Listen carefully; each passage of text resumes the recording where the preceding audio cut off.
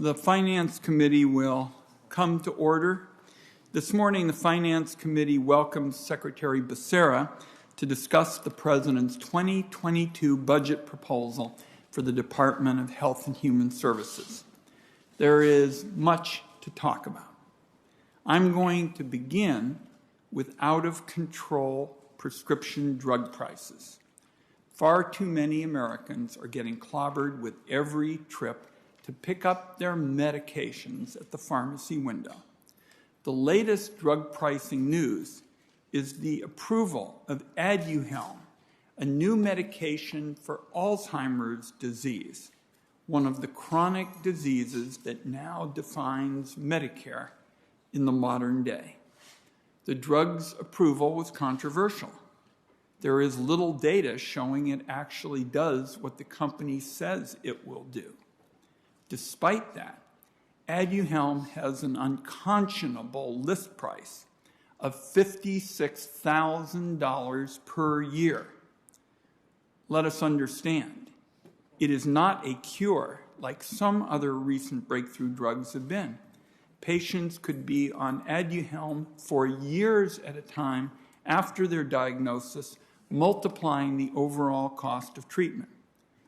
Setting aside the lack of clear evidence that this new Alzheimer's drug actually works, medical science today is clearly capable of miracles. The speedy development of highly effective coronavirus vaccines is just one example. Every single member of the Finance Committee welcomes and cheers those advances. However, Americans are terrified by the status quo on prescription drug pricing. Not only are too many Americans foregoing or rationing their prescriptions, sky-high drug prices could bust America's healthcare budgets. I am working now to update the Finance Committee's prescription drug legislation from the last Congress, and I welcome the ideas of all members of the committee. I believe it is long past time to give Medicare the authority to negotiate better prices for prescription drugs on behalf of more than 50 million seniors. Overwhelmingly, the American people support this idea. President Biden, during his speech in April, the joint session, called on Congress to get it done. We're all hungry for genuine medical breakthroughs. But Senators, I would simply say, what does it mean if the vast majority of Americans can't afford them? A few other issues related to the budget proposal and the administration's priorities at the Department of Health and Human Services. It's very welcome to see proposals on mental health, because mental health care is a major priority for the committee. We'll have a lot more to say on mental health during our Finance Committee hearing on that issue next week. As I discussed with Secretary Becerra, I look forward to continuing to work with his team on further implementation of the Chronic Care Act, specifically expanding its benefits to those who receive traditional Medicare. That way, the law that we passed in 2018 will continually be able to update the guarantee that is Medicare. I'm also pleased that the administration is continuing to make progress on the issue of transparency and sunlight with respect to health care prices. It's important to make sure that progress is useful to consumers as part of an overall effort to make health care more affordable. The budget also includes a landmark investment of $400 billion to expand access to home and community-based services through Medicaid. This will be an absolute game changer, resulting in more choices and better care for millions of seniors and those with disabilities. Senator Casey and I, along with a number of members of this committee, are working some long hours to get this done. We're also interested in building up the care workforce to make sure those changes deliver on their enormous potential. Finally, I'll close on the subject of child welfare. A few years ago, this committee, on a bipartisan basis, put together the Family First Law. It was designed to help more families stay together safely instead of relying on foster care. One of the key goals of the Finance Committee, and there are a number of senators here who were involved in this, was to get more help to Black and Native American families whose kids are disproportionately represented in the child welfare system. Unfortunately, the Trump administration gave short shrift to the implementation of this law, and it has not been living up yet to its promise for a lot of those vulnerable youngsters. The Biden administration has an opportunity to change that. It's also proposing a new grant program that ought to help address racial disparities in the foster care system. So we look forward very much to working with Secretary Becerra, and there are a lot of kids and families who can benefit tremendously from the Family First law. With that, I'll turn it over to our friend Senator Crapo for his remarks, and then we'll hear from the Secretary. Thank you, Mr. Chairman, and welcome, Secretary Becerra. The events of the past year have emphasized the importance of the Department of Health and Human Services. Last year, the efforts of HHS and its sub-agencies ensured safe access to crucial health care services, even at the height of the pandemic, through telehealth expansion and other emergency flexibilities. HHS also proved itself pivotal in partnering with private sector innovators to help bring several safe and effective COVID-19 vaccines to the public in record time. In the months ahead, the administration should work with Congress to build on these successes, as well as to address some of the challenges the past year has created or exacerbated. Certain aspects of the President's budget request seem aligned with these aims. The proposal describes a concerted effort to build on our program integrity efforts to tackle waste, fraud, and abuse, which harm taxpayers, patients, and families. Program integrity represents a clear area of common ground. The budget request also highlights the importance of value-based care, which will prove indispensable as we work to lower health care costs while increasing health care. Unfortunately, other aspects of the President's proposal raise serious questions and concerns. Medicare trust fund solvency remains a pressing crisis, jeopardizing benefits for tens of millions of seniors. And yet this budget request proposes no meaningful policies to contain unsustainable spending growth. In fact, apart from outlining trillions of dollars in tax increases and spending hikes, the budget proposal offers few policy details at all. Much of the blueprint focuses on vague references to agenda items with no meaningful discussion of how to pay for them. These policies stray substantially from the promise of unity and bipartisanship initially advertised by this administration. Proposals to lower the Medicare eligibility age, for example, would likely crowd out private coverage without moving the needle on access or affordability, all on the American taxpayer's dime. The budget request also suggests using Medicare dollars to expand Obamacare, just as we saw with the original passage of the ACA more than a decade ago. Rather than champion the market-based reforms that have made Medicare Advantage and Part D such resounding success stories for our nation's seniors, the budget proposes a convoluted price control scheme for prescription drugs that would reduce access to life-saving cures in the years ahead. For the roughly 4 in 10 seniors enrolled in Medicare Advantage plans, the policies referenced in the budget request could also mean drastic cuts, which could jeopardize supplemental benefits like dental and vision. The document also affirms prioritization of $400 billion to increase access to home and community-based services. Home and community-based services are a key lifeline for scores of Americans, and Congress should consider bipartisan policies to expand availability. This should include ensuring that states have the workforce necessary to meet demand.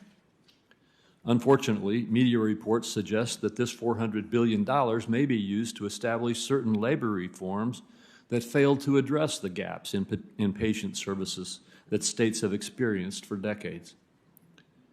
That being said, I'm confident that we can find areas of common ground, and I look forward to working with you, Mr. Becerra and Mr. Chairman, to advance consensus-driven policies on a range of healthcare issues from telehealth to value-based care. Mr. Secretary, it's good to see you again, and I look forward to your testimony and discussing these and other vitally important issues with you today. Thank you, Mr. Chairman. Thank you, Senator Crapo. Mr. Secretary. We look forward to your remarks. Chairman Wyden, Ranking Member Crapo, and members of the committee, thank you. The Department of Health and Human Services is at the center of many challenges facing our country today. The COVID-19 pandemic has shed light on how health inequities and inefficient federal funding can leave communities vulnerable to crisis. Now more than ever, we must ensure that the department has the resources to achieve its mission and to build a strong public health system and a healthier America. For HHS, the budget proposes $131 billion in discretionary budget authority and $1.5 trillion in mandatory funding. This budget underscores the administration's commitment to prepare the nation for the next public health crisis, to expand access to affordable health care, to address health disparities, to tackle the opioids and other drug crises, and to invest in other priority areas like maternal health, tribal health, and early childhood education. Now, we know the fight against COVID is not yet over, but even as HHS works to beat this pandemic, we must also prepare for the next public health challenge. To start, the budget makes significant investments in our preparedness and response capabilities, including by investing in the strategic national stockpile and the public health workforce. It provides a new mandatory funding stream for the manufacture of medical countermeasures here at home to protect Americans from future pandemics and to create U.S. jobs. The budget includes the largest fiscal year investment in the CDC in almost 2 decades. The budget reflects the President's commitment to expanding access to quality, affordable health care for all Americans. It builds on the groundbreaking reforms introduced in the American Rescue Plan by permanently extending the enhanced premium subsidies that put affordable health care coverage within reach for millions of Americans. The budget also expands access to home and community-based services under Medicaid, critical services that allow older Americans and our loved ones with disabilities to live independently in their homes and communities. And the budget calls on Congress to take additional steps this year to lower the cost of prescription drugs and further expand and improve health coverage through additional benefits and public coverage options. Healthcare must be a right, not a privilege, and we'll work hard to ensure that families across the nation are able to secure the health care they need. As we work to expand access to affordable health care and address the challenges of COVID-19 and future pandemics, we need to address public health crises that are already here, like violence in our communities and climate change. The President's budget increases funding to support domestic violence survivors. It addresses gun violence by doubling funding for firearm violence prevention research, and it allows HHS to play a major role in the administration's government-wide efforts to tackle the climate crisis by supporting research and programs identifying the human health impacts of climate change and establishing an Office of Climate Change and Health Equity. To ensure that HHS is equitably serving all Americans, the budget invests in reducing maternal mortality and morbidity that disproportionately impacts women of color. It builds on the American Rescue Plan's state option to extend Medicaid postpartum coverage. It funds a range of rural health care programs and expands the pipeline for rural health providers. It includes a dramatic funding increase and advance appropriations for the Indian Health Services. And it invests in improving access to vital reproductive and preventative care services through Title X. To support families and build the best possible future for our children, the budget makes major investments to ensure high-quality child care is affordable to low- and middle-income families and to provide high-quality pre-K for all 3- and 4-year-olds. We know our experiences as children shape who we are as adults. Support for children and their childhood leads to success in the future for all of us. To address COVID-19's unprecedented acceleration of substance abuse and mental health disorders, the budget provides historic investments in SAMHSA to support research, prevention, treatment, and recovery services. To support innovation and research, the budget increases funding for NIH by $9 billion, $6.5 billion of which will go to establish the Advanced Research Projects Agency for Health, ARPA-H, with an initial focus on cancer and other diseases such as diabetes and Alzheimer's. This major investment in federal research and development will leverage ambitious ideas to build transformational innovation through health research and the application and implementation of health breakthroughs. Finally, to ensure our funds are used appropriately, the budget invests in program integrity, including efforts to combat fraud, waste, and abuse in Medicare, Medicaid, and private insurance. Mr. Chairman, I'd like to close by recognizing the women and men at HHS for their outstanding and tireless work fighting COVID-19 to protect the health of their fellow Americans. To build back a prosperous America, we need a healthy America. We've taken important steps over the past few months to beat back this pandemic, to expand access to quality, affordable health care, to lower health premiums, and to protect women's health at home and abroad. President Biden's budget builds on that progress. Thank you. Thank you very much, Mr. Secretary. We'll just go to 5-minute rounds on questions of members. Now, if only a fraction of seniors suffering from Alzheimer's were prescribed Aduhelm, Medicare Part B spending would double overnight. Seniors taking the drug would be asked to pay more than $11,000 in coinsurance each year. Now, the President has called on the Congress to lower the cost of prescription drugs through negotiation. And you, to your credit, I just learned this at the Ways and Means Committee, you basically said, just give me the authority. I want the authority. I want to go to work. Tell us, if you would, what kind of tools would be most useful to you in using that authority? For example, one that comes to my mind would be finding a way to get analysis of prescription drugs to determine which ones were the best, and you could factor that in to your decision making. But I'd be curious, because people say, all right, we hear from senators, Medicare should negotiate. Tell us a little bit about what kind of tools you would use if you got the authority you were talking about yesterday at Ways and Means.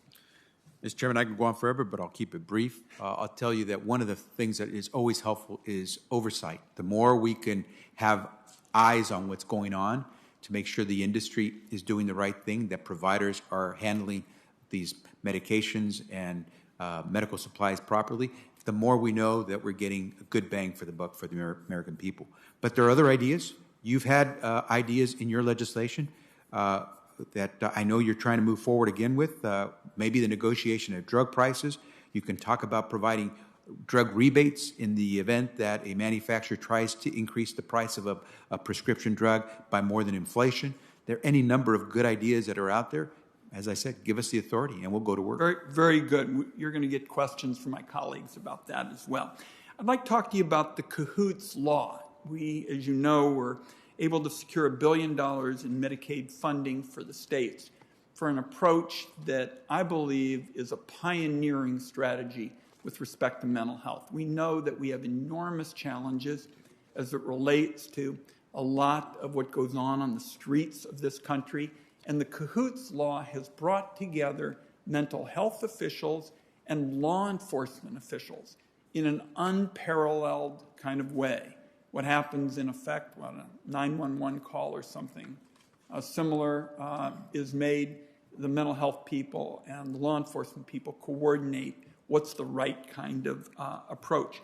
So now we're in the administrative stage, and I'd be interested in how the department is preparing to work with the states so these dollars can really get out there quickly for something that I know in Eugene, Oregon, which has the original Cahoots program and gave me the idea for it, is making a difference. Your thoughts?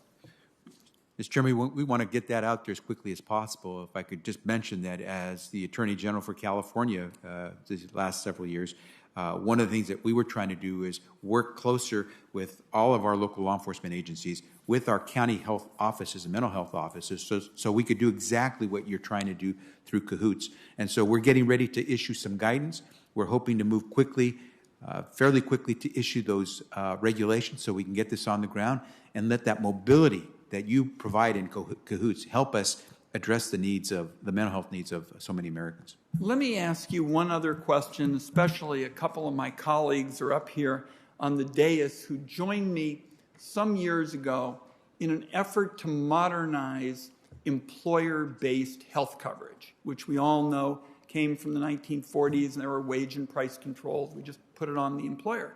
So these two gutsy colleagues years ago, and I think they'll remember this, joined me in an effort to try to modernize the system. We wanted to say, for those who wanted to have employer-based coverage, great, but we ought to have more options. Now, the American Rescue Plan made health insurance through the exchanges more affordable. For many families, there are no premiums. No matter what you make in a year, you aren't paying more than 8.5% of your income. But if your employer offers you health insurance, different rules apply. Only when the premiums for your employer's plan are 10% of your income can you go to the exchanges to get affordable health insurance. This is what's known as the health insurance firewall. The practical effect is families paying thousands more per year for their health insurance when more affordable options exist just out of reach. So my question, Mr. Secretary, and I'm not sure you've been asked about this in public, but we've talked about it, is do you agree that the definition of affordability should be the same in the exchange and for employer coverage? You're right, I have not been asked that question. And what I would tell you is that I think most Americans would tell you they only have one definition of affordability. Can they pull money out of their pocket and afford the health care they need for their kids? And so what I would tell you is we have to work together to make sure that we end up with a uniform response that says affordability, regardless of how you define it in statute, in one code section or another, has to mean it's affordable for the American people. And so I would tell you that we'll work with you to make sure at the end of the day the definition is the one the American people want to see. Well, I think that's a very constructive response. I think health insurance shouldn't cost anyone more than 8.5% of income, which is in effect what the concept would be all about. And I'll look forward to working with you on it. Senator Crapo. Thank you, Mr. Chairman. Mr. Secretary, during your nomination hearing process, you expressed support for state-led innovation advanced through waivers. The two waivers receiving the majority of this committee's attention are the 1115 and 1332 waivers, which empower the states to better target their Medicaid and individual marketplace populations. Since your confirmation, the administration has taken the unprecedented step of rescinding an 1115 waiver previously granted to Texas. And as you know, there's been quite a bit of furor over that.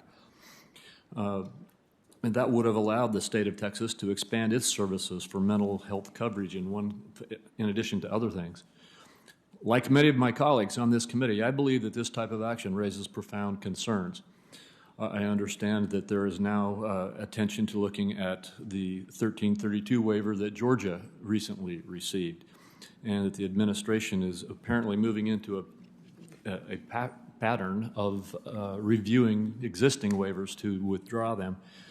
First of all, is the administration currently considering rescinding additional waivers? And do you believe that if that is the case, there should be a very open, transparent process where the public is not only involved but aware of the administration's efforts in these areas? Senator, thank you for the question. And I know this is an important one for the members, and it's also an important one for us because these waivers are, as you said, crucial. We want to make sure the goals of the Medicaid program are fulfilled. We want to make sure that we get more people into health coverage. And when we review these waivers, again, waiving existing law so that states can try to do it more innovatively and hopefully save money and get more people on coverage and care, we want to make sure that's the ultimate goal. And so when we look at some of these waivers or we put any on hold, it's because we want to make sure that the goals of getting more people covered at a better price are being achieved. And we're currently in discussions with the state of Texas, also with the state of Georgia, and we're working closely with the state of Texas. They're in the process of resubmitting a waiver request. They have a waiver that exists today that still runs until probably about mid next year. And so we're going to make sure that we're working with states who want to innovate to make sure that if they need a waiver or have a waiver, that we can continue forward. Does the administration intend to outline its authority for these reviews and provide the opportunity for public comment and involvement and awareness of what the rationale of the agency's actions are? It's a great question. And I think when we had our discussion, I mentioned to you, we're looking at transparency and accountability first and foremost. So if there's a notice and comment period so that everyone, stakeholders, the consumers have a chance to make a comment about a proposed waiver, we want everyone to be able to weigh in. So when we make a decision on granting a waiver, it's based on all the information necessary. Accountability, we want to make sure that at the end of the day, when you're talking billions or in many cases tens of billions of dollars, that it's used properly because these are taxpayers who are helping these states move forward with their innovative projects. Well, thank you. I'd like to move to the Medicare Trust Fund. The Social Security Act, as you know, established the Medicare Board of Trustees to oversee the financial operations of the trust fund, and you are a member of that board. The Medicare Trustees report is 71 days late. As a member of the board, do you know what the revised exhaustion date is of the Hospital Insurance Trust Fund? Senator, I know that there have been revisions in the past on the date. We are now being told it's imminent in the next several years. We'll find out soon if there have been any adjustments. But the most important thing here is that we all have to work together to continue Medicare moving forward for the tens of millions of seniors who depend on it. Do you have any information about when the trustees' reports will be released? Let me get back to you on that because I've not been given any particular date. All right, thank you. And if the upcoming 2021 Medicare Trustees report does show, and I hope it comes out soon, it does show that the trust fund will be depleted earlier than 2026, do you know whether you and the President will immediately propose a detailed plan, including policy specifications and corresponding cost estimates that extend the life of the trust fund? I know the President has had many ideas during his long tenure in public service on these issues, and at HHS we've been working on some of these as well. We'd be more than happy to work with you and your colleagues to try to come up with a plan. Obviously, anything we propose will require, for the most part, congressional approval. So we'll look forward to working with you to make sure that we keep Medicare strong. Well, I encourage you to do so because I expect we will face that situation. Let me, in my last question here, just move quickly. The President's Health Care and Human Services budget before us does not include policy specifications or cost estimates regarding a number of the health care proposals, such as lowering the Medicare age of eligibility to 60. Mr. Secretary, when will we see a policy outline and scoring estimates for these administration requests? And Senator, there, I think what I think the President has signaled very strongly. We need to continue to try to extract as much value out of every dollar for health care. And certainly, as the Chairman has said with regard to prescription drugs, I think everyone agrees that the prices are way too high. And so there are any number of ideas. Rather than outline a specific approach, we have indicated, for example, negotiating Medicare drug prices would save us several hundred billions of dollars. We could do something similar to what Senator Wyden and Senator Grassley have proposed, where you push on rebates so that if a drug company tries to increase prices too quickly, you get a rebate back from them. That saves tens of billions of dollars. The numbers are out there, whether from CBO or OMB. We're willing to sit down and come up with a solution. We know that you need to get the votes to pass something, but we're game and ready to go. All right, thank you. Thank my colleagues. Senator Stabenow. Thank you, Mr. Chairman, and welcome, Secretary. It's wonderful to see you. Appreciate all the work that you're doing and the department's doing. Really, really important things that affect the people of Michigan, people across the country every single day. It will be no surprise that I want to talk to you about health care above the neck as well as health care below the neck, because when we look at the fact that during the pandemic, mental health and substance abuse issues have increased substantially, and they're going to linger long after everything is done here, and we appreciate all the outstanding work being done on the pandemic and on vaccinations to bring us out of this crisis. But the good news is, as you know, that we're making significant progress with high-quality, comprehensive mental health and addiction treatment in the community around the country with the expansion of certified community behavioral health clinics and the fact that this is funded through the healthcare system, not just grants. I appreciate that startup grants are in the budget. That's great. Not enough. We need to fund healthcare above the neck the same as healthcare below the neck. So we now have these services in 40 states and in D.C., and they do include 24-hour psychiatric crisis services, working with law enforcement and programs like the Chairman has championed with Cahoots. So could you talk about, because I know in your budget you lay out the positive impacts these clinics are having around the country? Senator, I'm preaching to the choir when I mean, in fact, you're the conductor on some of these things, and so thank you very much for the work that you've done over the years.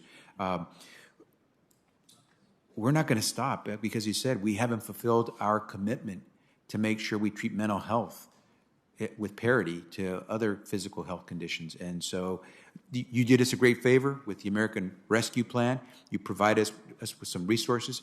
About 3 weeks ago, we announced a launch of an initiative of $3 billion to help, half of it going to mental health services, half of it going to substance use disorder services. That would not have been possible without your help. We continue to work with you. This budget increases the funding and the efforts to try to tackle this, but you're absolutely right. We're behind on this, and we hope to catch up as much as you'll let us. Well, thank you. And as you know, there are concrete results. I mean, we're seeing 60% fewer people going to jail, that just because there was no place else for them to go and they needed services. 63% fewer people sitting in an emergency room waiting for help that is not there. 41% fewer people in homeless shelters. And so real differences, concrete, measurable differences. And I think that's why we have such strong bipartisan support. So I would just urge you, as you know, Senator Blunt and I are introducing the next step, which is really to allow states across the country to be able to put these clinics in place. Chairman Wyden is working closely with us. We have Republicans and Democrats in this committee working with us, and I hope that you will work with us to get this done. Can we count on you to do that? You've got me at a low on that one. Thank you. Let me also just ask, and as I'm looking here at, I think I've gone over my time here, but I'm going to ask one other thing, and that is when we look at the new Alzheimer's drug costs, and has been very involved in bipartisan efforts over the years. We put a lot more into research. But if people can't afford the products ultimately that come out of the research, we haven't done our job. And so I was appalled that Biogen priced their Alzheimer's drug that was approved by the FDA at $56,000 per year. I'm not going to debate whether or not this is effective or not, but I can just say this is more than double the median household income for Michiganders over 65, double the Social Security yearly income, more than the average income. And I'm extremely concerned about where this is going in terms of cost to seniors. So as somebody who authored the amendment to provide you the authority to negotiate under Medicare, I hope that you will continue to look for every possible way in order for us to bring prices down. $56,000 a year is impossible for people. Senator, innovation is effective only if patients can afford it. And so I look forward to working with you so we have that ability. Thank you. I thank my colleagues. Senator Cassidy is next. And colleagues, we have a number of people who signed up to be on the web, and we can't reach them, so we're just going to constantly be trying to get people in order of their appearance. And Senator Cassidy is here, and we can't get the folks on the web. Senator Cassidy. Mr. Secretary, how are you? Very well, sir.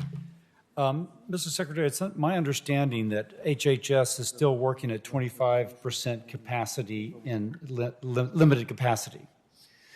Now, I keep on thinking of the folks back home paying our salaries, and they're going to wonder, if CDC has said that we can go back to work, why isn't HHS back to work?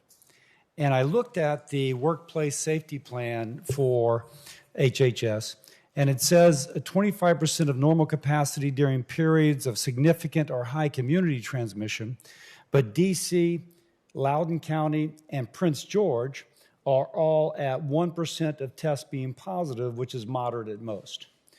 How come you're still at 25% capacity and my folks back home are paying for these salaries for folks who are not in place?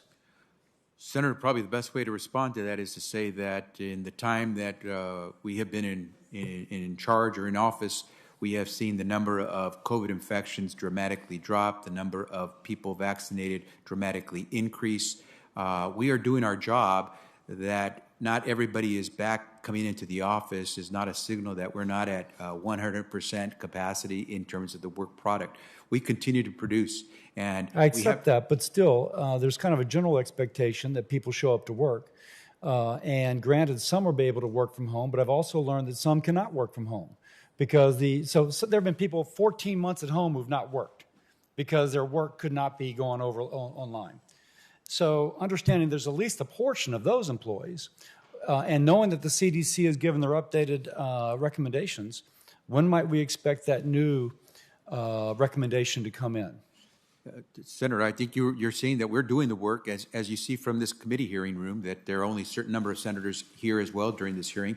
Everyone is doing their work. We may not be doing it as we physically saw it done a year and a half ago. But now, that we're might doing be, the work. but is that to say that you never intend to come back to full work capacity? Oh, of course we're going to go back to giving people an opportunity to come back physically. But the transition will take a little time. There are families who have kids who have to make sure accommodations are made for their children. There are people who, for whatever reasons, cannot be vaccinated, who have to be very careful. The issue of public transportation, as you know, here in Washington, D. especially, a lot of folks take public transportation. So as we transition back to a more normal way of doing business, I think what you're going to find is that people will appreciate the chance to come back safely. But I can guarantee you we're doing more than 100% capacity of the work and the performance that's required at HHS. Although if you're like other agencies, there are people who have not done anything for 14 months just because the nature of their work could not go home with them. It was too secure. I've learned that for Social Security, that there's a whole group of people, the union workers, who are not able to take their work to home. And so therefore, they've literally done nothing, in terms of work. So anyway, just to move on, looking at your budget,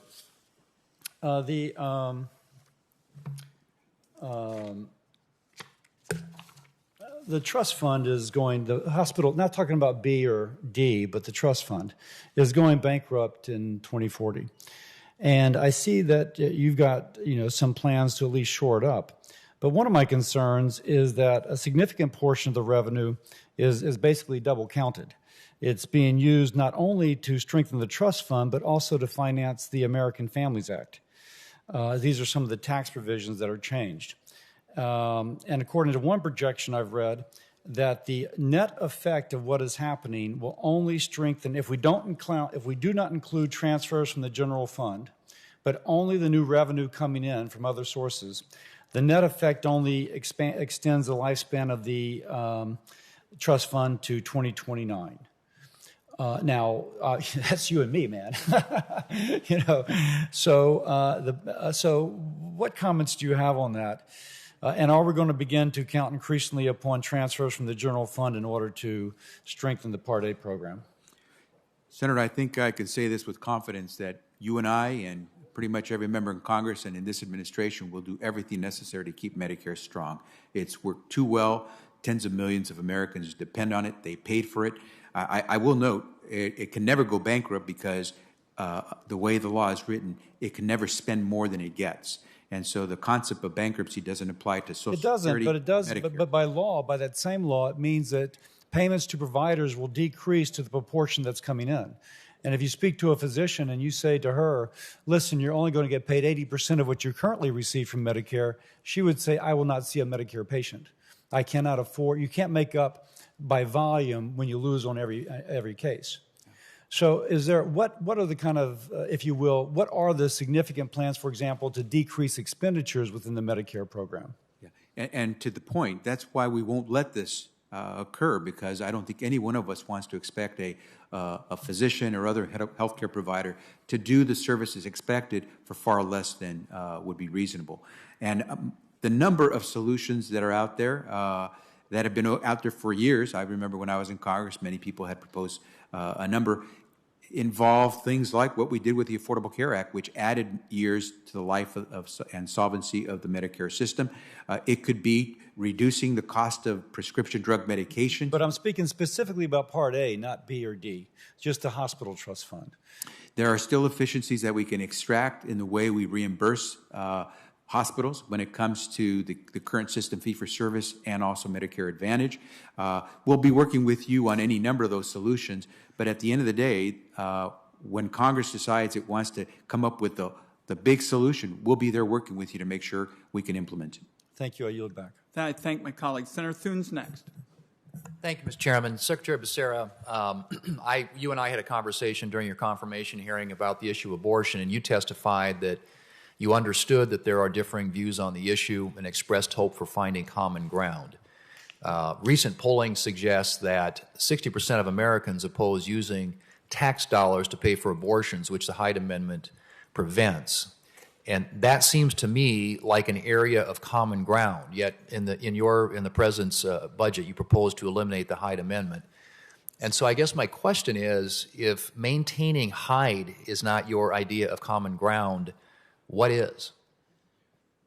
Senator, at the end of the day, we have to try to make sure that we're providing the best health care services to all Americans as possible.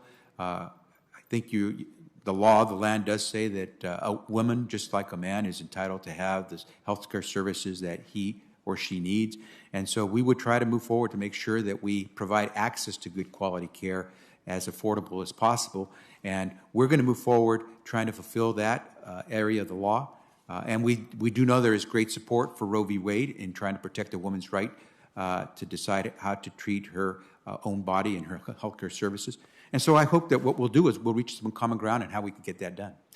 Well, and I would just say in response to that, but the Hyde Amendment goes back to the 1980s, and it always has been understood, even by the President of the United States when he was a member of the United States Senate, that is an area of having tax dollars, American tax dollars used to support that is a bridge too far, and something that both sides have agreed through the years in legislation not to cross. And it's very, I think, disappointing for one, but two, inconsistent with what has been long-held bipartisan policy on that issue to try and do away with Hyde. And so I can't disagree more with you or with the administration on their view on that. It has consistently been on a very controversial issue, granted, the area where there has been broad bipartisan agreement through the years.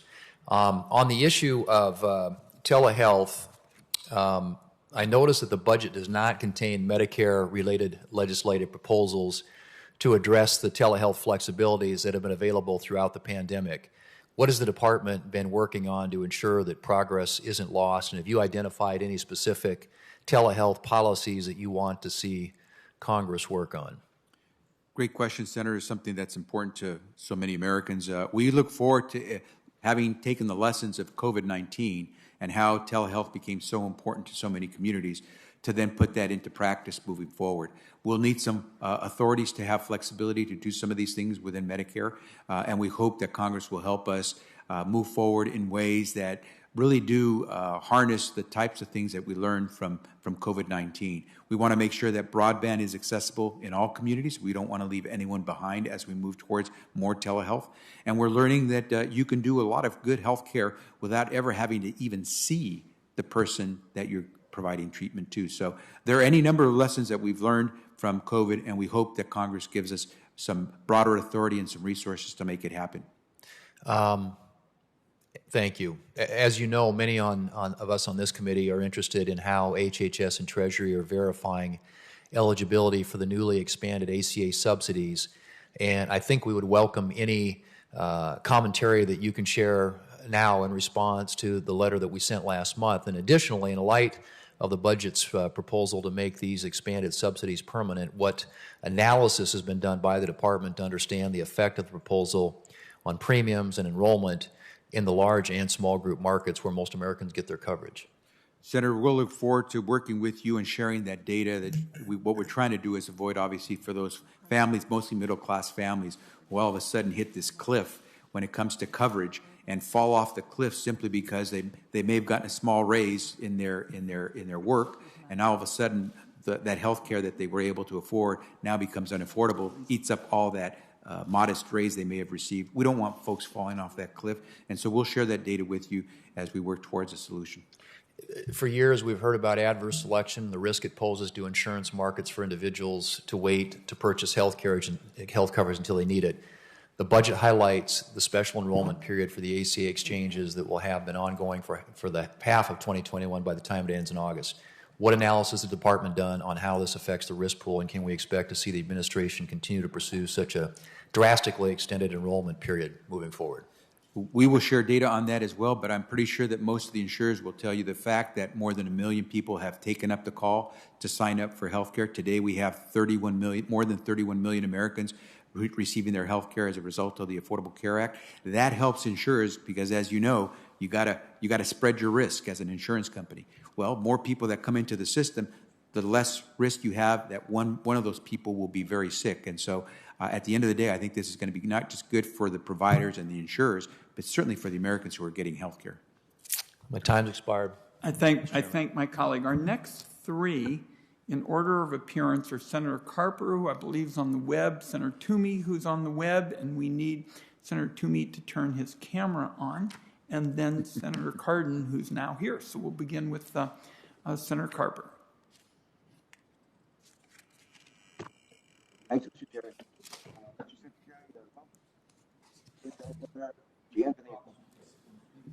Senator Carper, there you are. Let's see if we can hear you.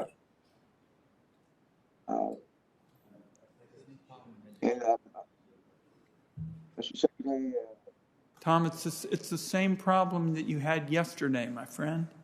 okay. All right. There you are. Yeah.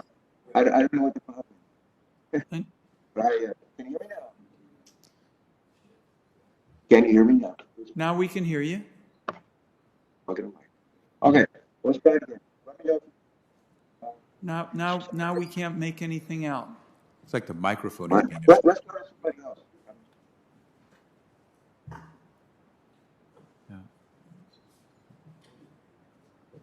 Why don't we come back to you as soon as we can, Tom? Yeah, that's good. Go ahead. Okay, we'll do that. Senator Toomey is next, and he's on the web. Thank you, Mr. Chairman. Can you hear me okay? Perfectly. Okay, thank you. Mr. Secretary, welcome back. Back in February of 2020, we thought the bottom was going to fall out on state tax revenue. And so Congress increased the FMAP for Medicaid, the federal matching percentage, by 6.2 percentage points across the board. Now, of course, it's worth reminding everyone that when Congress does that, when a federal contribution doesn't help beneficiaries or healthcare providers, it doesn't change benefits or payment amounts to them. It simply results in states paying less for the same expenditures that would have occurred anyway, and the federal government paying more for those. Now, it was, as I say, intended to deal with the risk we perceived that state revenues were going to be extremely hard hit by the COVID shutdowns. But in fact, it was very poorly targeted, right? The biggest benefits go to states simply with the most generous Medicaid programs, irrespective of any impact of COVID. The main drivers of how much a state would benefit from this would be the percentage of Medicaid enrollees in that state and the spending per Medicaid beneficiary. In addition to that, and more fundamentally, of course, we were wrong.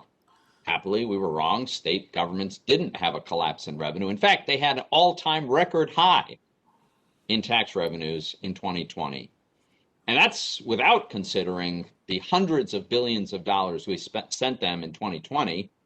And then our Democratic colleagues said, let's send them another $350 billion back in March, I think it was, of this year, which we did. And you know what's happening with states. Your state in California has got so much cash it's sitting on, doesn't know what to do with it, literally sending checks out to people irrespective of need. New York is looking to send checks to people, including illegal immigrants. Why not? They've got so much money.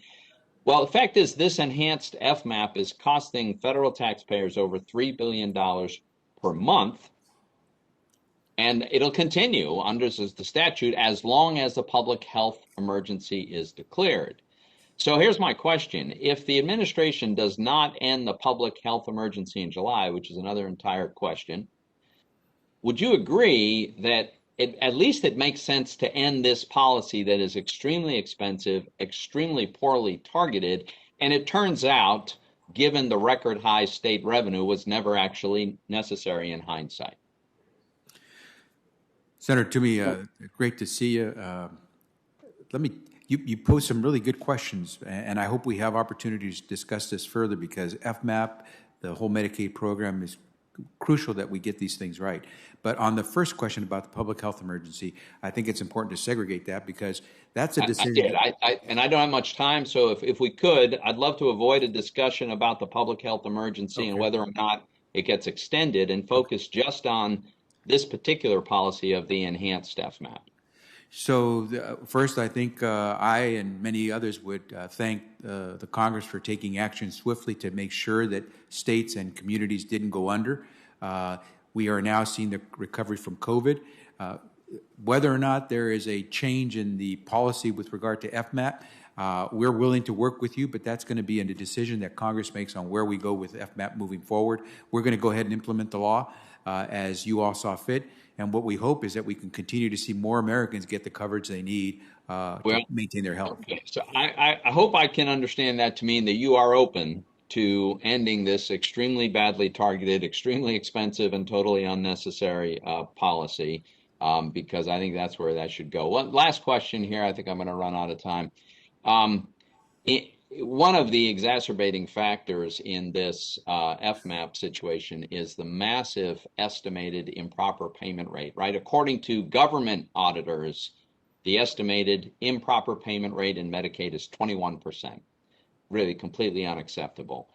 So not only are states receiving money they don't need because they're awash in cash, but they're receiving money with respect to payments that in many cases should never have been made in the first place. That's how bad this is. So here's my question. Could you commit to providing the state-by-state estimate of the improper payment rates, including a breakout of the eligibility component in that, because not all improper payments are driven by ineligible beneficiaries, but we need this information in order to reduce an unacceptably high improper payment rate. Would you commit to providing that data?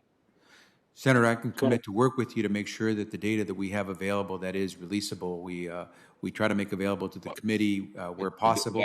Would there be some kind of data you have that is not releasable to the Senate? I don't know that, and I'd have to check. I don't want to promise you something that I can't give you, but I will do everything I can to make sure we get back to you and respond to that question.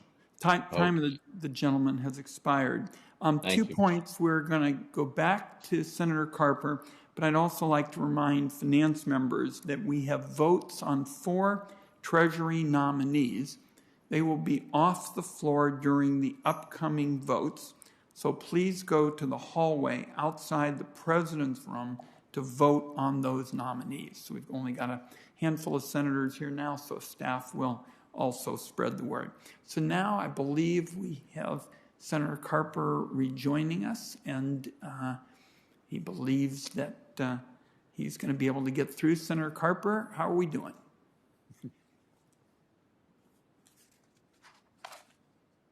That tells me how we're doing. Senator Carper. Senator Cardin. Thank you, Mr. Chairman. Secretary Becerra, it's good to see you. I want to start with prescription drugs. I know the chairman mentioned that it's the first thing off the bat today, the high cost of prescription drugs, and Senator Stabenow mentioned that, and I agree with that. But I want to go from a different perspective, and that is drug shortages. We have high cost of prescription drugs, and then we have drugs that are not terribly expensive that are not available because the profit motive is not there. As a result, we have extremely important drugs, some used to deal with cancer treatment, that are not available as they should be. I was happy to see the President budget included $22 million for a new resilient supply chain and shortage program. Could you just share with us how those funds, if appropriated by Congress, would be used to deal with this drug shortage issue? Senator, what we're hoping to do is find that we have always a stockpile, that we are better prepared, that we're telegraphing where things will go. In my opening statement, I mentioned how we're right now in the process of preparing for the next pandemic, the next health crises. And so in addressing that, one of the things we'll have to do is make sure we have the medicines necessary to address that. So we're going to try to do what we can to try to boost the supply, including, if possible, through domestic manufacture of that supply. And we've had bipartisan support on this committee and in the Senate to deal with the drug shortages. Will you commit to work with us as you develop a strategy to make sure that America has drugs available for its population and we're not in drug shortage because of a supply chain issue? Absolutely. And in my work as the Attorney General in California, we fought against the types of collusive arrangements that were often made by the industry to avoid putting more of that product on the market. Thank you. I was the author of the prudent layperson standard when I was in the House with you in regards to emergency care, to make sure that a person who has the symptoms that require them to go to an emergency room will be reimbursed even if the final diagnosis was not an emergency circumstance. It's the symptoms, what a prudent layperson would do to seek urgent care. In 2018, I asked Secretary Azar at the time to look at a potential violation by Anthem in regards to their policies. Well, it's surfaced today that it looks like United Healthcare is also using a program that could violate the prudent layperson standard. And I am concerned we could see an erosion if we don't have the strict enforcement, so that individuals who should be seeking urgent care are not hesitant because they're concerned as to whether their health care will cover that cost. Will you be aggressive in this matter? Absolutely, and I'm hoping that the more we see Americans sign up for health care through the Affordable Care Act, fewer people will be reluctant to use the ER room. I hope that, but you just got to be careful that when they say that we're not going to pay the bill after the fact, and then maybe they could win in appeals, et cetera, unless there's clear direction to use urgent care when it's needed, we're liable to lose some people who are hesitant to go to emergency care. I just urge you to be aggressive in this and not let the insurance carriers carry the day. We were very clear on the prudent layperson standard. Look forward to working with you on that. And then on minority health and health disparities, President Biden's been very clear about his commitment to deal with historic challenges we've had. Included in the Affordable Care Act was the National Institute for Minority Health and Health Disparities that I authored. I was pleased to see that the President's budget includes an increase of $261 million for the National Institute of Minority Health and Health Disparities. Could you tell me more about the importance of expanding HHS's investment and research to address longstanding inequities? Senator, first, thanks for all the work that you've done on this. And as you've mentioned, we're going to put real money behind this effort. What that will produce, I think, are not just lives saved, but better outcomes for kids in the future. The fact that, for example, in America, we still have pockets where women often die delivering a child, that our maternity mortality rates are out the roof, higher than any other industrialized nation. We're putting money behind efforts to try to address that. We're going to do everything we can to put equity at the front of everything we do and think about when it comes to health care. But we'll look forward to working with you because there is some real money, and thank you, by the way, for the help through the American Recovery Plan to make sure that we have resources to get behind that. Well, thank you. I'll just conclude by acknowledging that your budget is an expansion of support under Medicare for dental, hearing, and vision. I have been pushing for particularly the dental aspect to that. There's bipartisan support here again, and we look forward to working with you in that regard. Thank you. Thank you, Senator Cardin. Our next two questioners will be Senator Grassley and then Senator Menendez. Yeah. Senator Grassley. I know that you have a big interest, and President Biden has a big interest in reducing drug prices. There's a lot of Republicans in the United States Senate that wants to do it.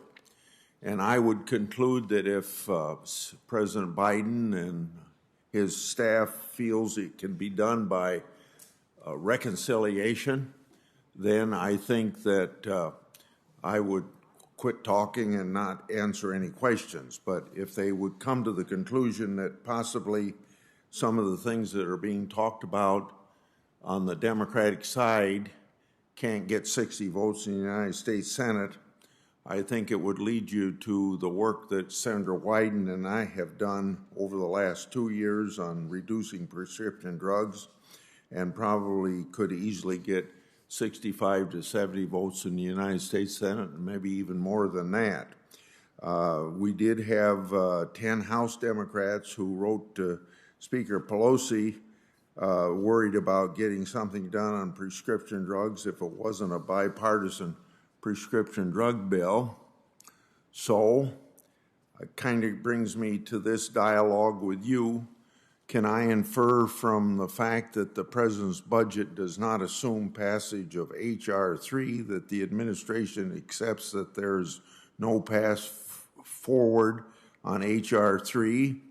Would you be if that's something you might agree to, would you recommend to President Biden that he instead focus efforts towards supporting a bipartisan bill that can get 60 votes in the United States Senate and get something really done and big time in this area, because Big Pharma doesn't like what Grassley and Wyden have been working on for 2 years? Senator, first, thank you for all the work that you have done with the chairman to try to get this solved. I think we're anxious to work with the two of you and members on both sides of the aisle and in both chambers to try to get something done. The president has said plainly that he wants to get behind some reforms to reduce drug prices. He has said he's open and supports negotiating prices. He has said he supports the idea of seeking rebates when prices are too high. And I think what the president has signaled in his budget is that we're open to make sure that what we end up doing is reducing the price of prescription drugs for Americans. And so we look forward to working with you and all of your colleagues to get something done. On another item, I've worked with Senator Warren for over 4 years to provide access to over-the-counter hearing aids. Since 2017 law passed, the FDA has not issued regulations to establish over-the-counter hearing market. By the way, I hope Senator Warren didn't bring this up. If she did, I don't want to. Senator Warren has not brought it up, but I have known that you and she have this important bill, and go ahead. Okay. Well, I didn't want to take time if she had done that. Anyway, since 2017 law passed, the FDA has not issued regulations to establish over-the-counter hearing aid market. Recently, the FDA authorized Bose to sell its over-the-counter hearing aid products, but there is no market for Bose to sell its product. So my question to you, can you provide a timeline on FDA issuing over-the-counter hearing aid regulations? If not, what is the current status of the draft regulation, and what barriers are preventing FDA from issuing regulations in that area? Senator, I know that we're in the works. I asked about this myself. I asked because my mother asked me when we were going to deal with this, because she is one of those victims of those hearing aid commercials and so forth, and she's fed up with what happened with her, and she's out some money. But I will tell you this: we are trying to work diligently to make to put this regulation out there. We know millions of Americans will benefit if we can help them make sure they're good consumers of hearing aids. Yeah. This is something, this will have to be my last question. I've written 2 letters, March 8th and May 26th, to the department asking what, if any, oversight was done on the virus grants that Dr. Fauci's unit sent to Echo Health Alliance. I'm going to skip some of that intro on that question. Did the department, so here's the question, did the Department of Health and Human Services specifically identify Dr. Fauci's unit?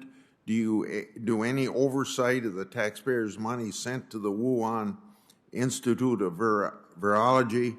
If so, can you say with certainty that the money wasn't misused by the Chinese government? And if no oversight was done, please explain if that's the case. Senator, thank you. And as you know, the principals at the NIH, and obviously Dr. Fauci among them, has made it very clear. The NIH never approved of funding for the Wuhan Institute of Virology. And what we are doing is continuing the accountability work that is out there that the president has called for.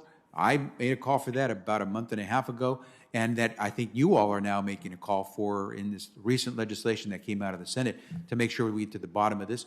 And so at the end of the day, I think we're going to get to the bottom of how things happen with regard to this coronavirus, but I can guarantee you that the NIH never approved any money to go directly to the Wuhan clinic. Time of my colleagues expired. Senator Menendez. Mr. Secretary, good to see you. I didn't intend to talk about this, but I just want to make a point that when we talk about prescription drug reform, there are many ways to try to seek it. What I am concerned is I consistently see that we take revenue from the pharmaceutical industry, but we don't lower the costs of prescription drugs. So I don't quite get it that if you keep taking revenue from the industry, but you don't lower the cost of prescription drugs, how does that help the consumer? So for me, the bottom line is going to be, show me how you are going to lower the cost for consumers on prescription drugs, and doing so in such a way that, as we just saw in the midst of this pandemic, how important this industry is to produce a life-saving vaccine. So I think we have to get our priorities right in that regard, and that's going to be my bottom line. Let me ask you something.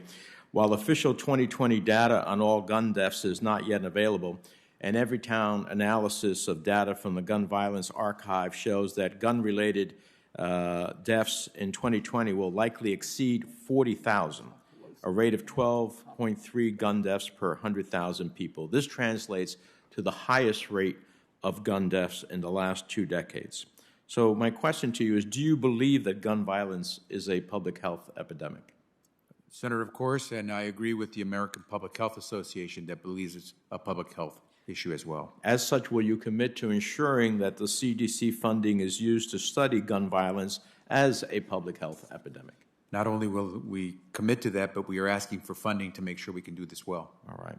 I look forward to supporting that. Now, as you and I have discussed before in this committee, our country is facing a projected shortage of up to 124,000 physicians by 2034. Increased federal investment in physician training is a key piece of helping to address the physician shortage.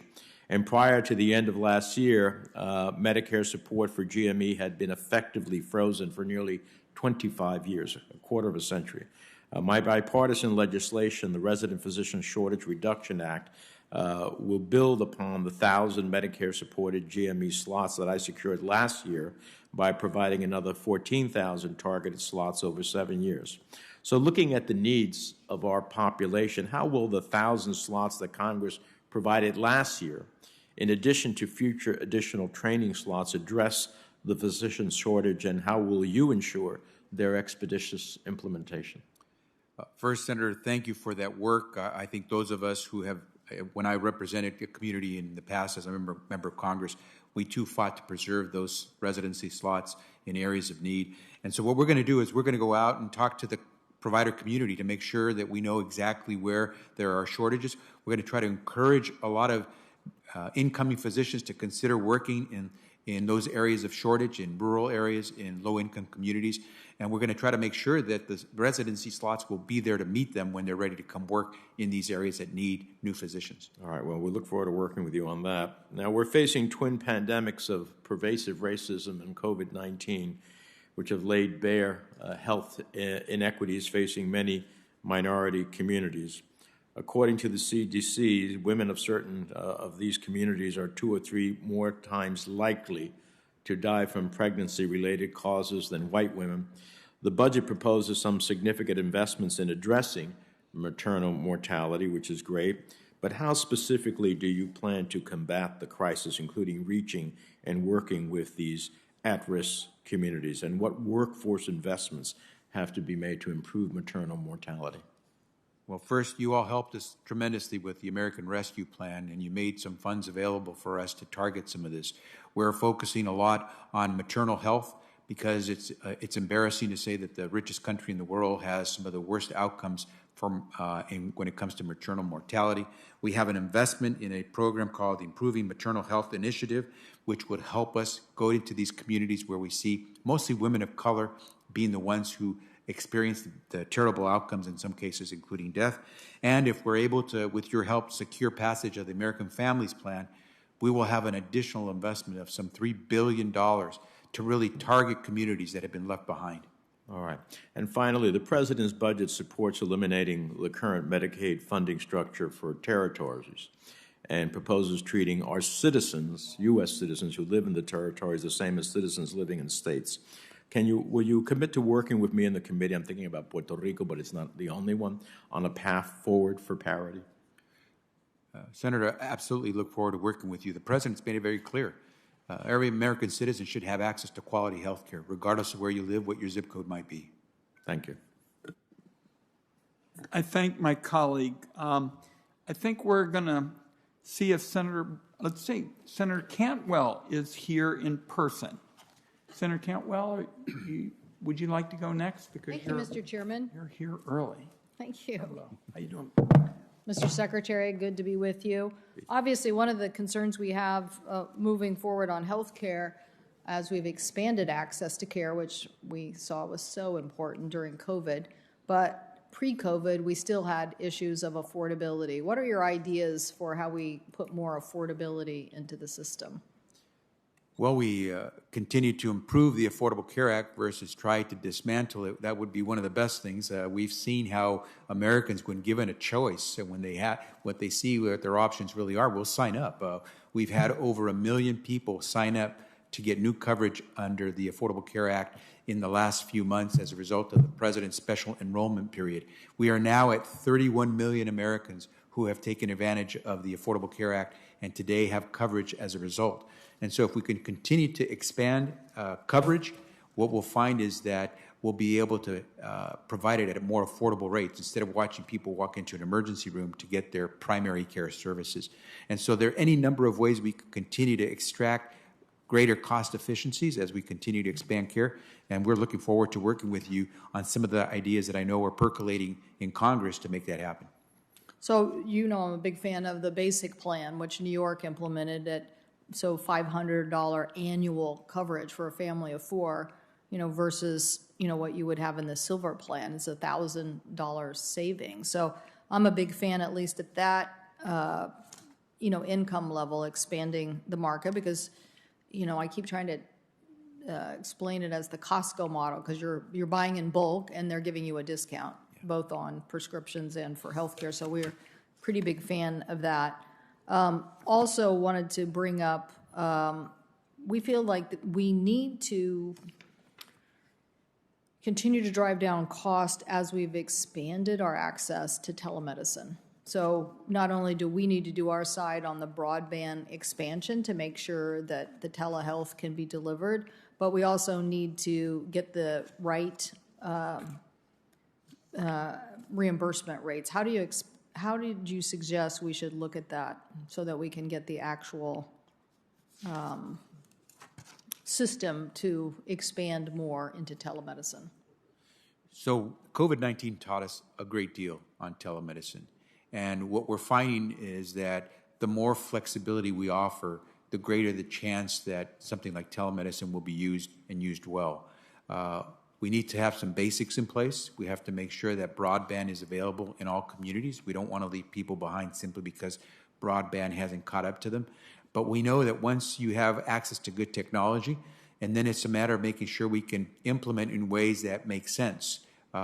In some cases, it will be virtually with video. In some cases, it might be just audio. We want to be flexible, but we want to extract accountability. We want to make sure that if we're going to extend something like telehealth and telemedicine, that we're ensuring that at the end of the day, we're getting real value for the dollars we're providing for that service. So accountability will be crucial. I think there's real value here and happy to work with you and others. The University of Washington's been a leader in this. And we think there's efficiencies and savings. So another area of efficiencies and saving is in the area of home health. The people follow the money concept. My colleague Senator Portman and I have worked on this. This is to basically allow older adults and people with disabilities to leave the institutional setting and receive community-based care. Your budget has $400 billion investment in community-based services, so appreciate that. But we think we have to continue to move forward on having established community-based healthcare services for individuals and delivering that care at home. You've got me at hello on that. My father died in my home. We cared for him in his last months, and he lived with me. He and my mom and he lived with me for the past 4 years, and we were able to provide him the best care he could get because he was with family and he died with his family surrounding him. I think everyone would like to know that they can receive care, including hospice care, if possible at home. But one way or the other, we have to make sure it's good care, community care, family care, obviously is among those. Well, I'm sorry to hear about your loss of your father, and so my thoughts are with you. It's a tough challenge for all of us as our parents age. One last thing that I wanted to bring up is yesterday we had a hearing on NCAA sports issues and NIL rights. One of the things that we want to make sure is that healthcare standards are there for athletes. Some of the testimony revolved around the number of deaths in college athletics as it relates to heat exposure and the practices juxtaposed to professional football that didn't have those same numbers. So clearly, people have made decisions about the environment, and so we want to work with you on what we think are health standards for our collegial athletes. And if you could find us the right person, we would appreciate it. Look forward to working with you. Time my colleagues expired. We're still going in the order of appearance, so I believe the next would be Senator Brown, and then followed by Senator Casey, who's been very patient. Senator Brown, are you there? I am. Thank you, Mr. Chairman, for holding this hearing. Secretary Becerra, good to see you again. And thank you for appearing here fairly regularly. Thanks for the work you've done to implement the rescue plan. Thanks for coming to Columbus recently to see some of the great work that we're doing in Ohio. We expect you and hope and invite you back to other places around Ohio. I want to thank you for including such robust funding for CDC in this year's budget request. As you know, the U.S. has underfunded public health for decades. The president's budget proposal to increase funding to $8.7 billion, the largest budget authority increase for the CDC in 2 decades, is long overdue. If you would just sort of paint the picture for us, Mr. Secretary, why this funding is so important to help prepare for future global pandemics we had essentially surrendered before by underfunding public health. What does this mean for us? Senator, as you know very well, when COVID hit, even though we have the most sophisticated healthcare system in the world, we found that there were clearly pockets in America where that healthcare wasn't reaching them, and the result was devastating. We've had more people die in America. We're 6% of the world population, but no country, including India, has suffered greater numbers of death. And so we know that we have to change that. And public health is that safety net. It's that fabric that protects us from falling through the cracks. And we know we must invest more in making sure that we're ready to deal with what is a community issue. It's not just that you caught the flu and now you just take care of yourself. No, it's every one of us is at risk if you catch the COVID-19 virus. So it's important for us to build the infrastructure that public health is to make sure that we're protecting all of our families. Thank you. The president's budget, let me shift to another issue. I was in Toledo over the Memorial Day week, and Lucas County Children's Services has been working to address issues about child welfare. The president's budget includes a new request for $100 million to address racial disparities in the child welfare system. Child protection interventions, as you know, disproportionately impact Black and American Indian and Brown children and families. Share as I talked to some people from the Lucas County Children's Services in Toledo, they talked to me about wanting to know the goals for this funding, what you're planning to do, and I would like you to commit to my office and to these parents that you will talk to us and work with us on future funding opportunities in this space. So talk, if you will, about the $100 million and where you expect to go with it. Senator, the most important thing I could tell you is that we're not going to come up with the solutions or the ways to drive the money. We're going to work with you and those local communities so that you put before us the best uses of the dollars. We know that these inequities are out there, and we know that folks back home understand what it takes to address them. And so we want to work with the folks that you know that are the professionals that know how to do this. So when we use those monies, it is targeted and it is effective. Thanks. And I want to raise, I probably won't use my whole 5 minutes. I want to raise one other issue Mr. Secretary, you and I had worked on this in the House together. We'd come up together with the new on Ways and Means and Energy and Commerce, come up with funding children's hospital graduate medical education. The peculiarity of the way we fund that education left out children's hospitals because the dollars came from expenditures on seniors, essentially, or on middle-aged people, not on children. Your budget has, I'm concerned your budget has eliminated the CHGME program and lumped its funding in with that of other graduate medical education programs. We had this, we had started this in the mid-90s. It's worked. Every president's tried to underfund it. We've restored it. I know you think, well, we restored. It's probably why you took it out, and let us make those decisions. But I would like for you to, if you would, to say something positive to this committee about the importance of Children's Hospital graduate medical education and the training that we've done well in this country for the last 25 years. Senator, I think as you remember, for 24 years when I served in the House, Los Angeles Children's Hospital was based in my district, and I saw some of the miracles that were performed there by the people at the Children's Hospital. We're not going to, I commit to you this, we're not going to let those who care for our kids suffer because of the way that we sometimes distribute the slots for medical education. We have to continue, and we know this, that we need to provide more physicians in areas, primary care, children's care, than some of the specialty cares. So I commit to you that, at least under my watch, we're going to do everything at HHS that we have to do to ensure that we provide for the resource, the funding of graduate medical education to make sure we have the physicians we need. I thank my colleague. And again, we're going by order of appearance, so we can get 3 more in at least before the vote. Lankford, Bennett, and Casey. And I want to tell my colleague from Pennsylvania, I know he's been very patient, but that's the order of appearance. Senator. Thank you, Mr. Chairman. Mr. Becerra, good to see you, and good to be able to check in with you again since then.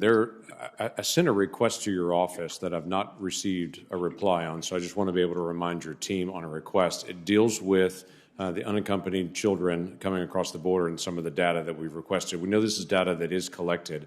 I've been down to be able to visit in 3 different areas, some of the HHS facilities along the border in the last 3 months. I know all this data is collected, but we're not able to get access to it. For instance, the number and percent of Category 1, 2, and 3 sponsors for the UACs, the ages of the UACs. There's a record that's kept of how many have been sexually assaulted on their journey and how we're providing medical care for those. None of those things we've been able to get access to, though we've made numerous requests. Can you help us actually get that done? We're not asking for extraneous information that's not already collected. We're asking for the information you already have. Senator, let me get back to my team and find out where that request is on your letter that you sent to us. That'd be very helpful. Thank you. At your nomination hearing, you and I talked about the conscience and freedom freedom of faith, all of those protections that are there. I was surprised to see the language in the budget has stripped out much of that language that had existed in previous budgets about freedom of conscience, freedom of religion. And it also seems that you're eliminating the conscience and religious freedom division. Is that true in your budget? Are you eliminating the conscience and freedom, religious freedom division? We are going to continue to do the work to protect the religious, civil, constitutional rights of all Americans under HHS's purview, and we are going to continue to be a solid organization through the Office of Civil Rights that we have to make sure that we're protecting everyone's rights, including religious conscience rights. But you're taking away that division as a priority and putting it under something else, or where is it going? It continues to function. The work continues to be functioning under the Office of Civil Rights. Okay, so it has not changed, or it has changed? The work will not change. I mean, we continue to have a responsibility to protect the religious freedom of all Americans when it comes to any of the healthcare programs that are out there. We will continue to provide protections for the civil constitutional rights of all Americans, including those that involve religion, and so nothing there changes. Okay, we'll follow up on that in the days ahead to be able to see how that office moves and how that shifts. I also noticed you changed a term in your budget work. You shifted from using the term mother to birthing people rather than mother. Can you help me get a good definition of birthing people? Well, I'll check on the language there, but I think if we're talking about those who give birth, I think we're talking about, I don't know how else to explain it to you other than I was a little taken back when I just read it and saw it, that the term mother was gone in spots and it was replaced with birthing people. And I didn't know if this was a direction that you were going, if there were shifts, if there are regulatory changes that are happening related to that, or what the purpose of that is. I think it's probably, and again, I'd have to go back and take a look at the language that was used in the budget, but I think it simply reflects the work that's being done. Oh, I definitely get that. I would only say the language is important always. We don't want to offend in our language. I get that.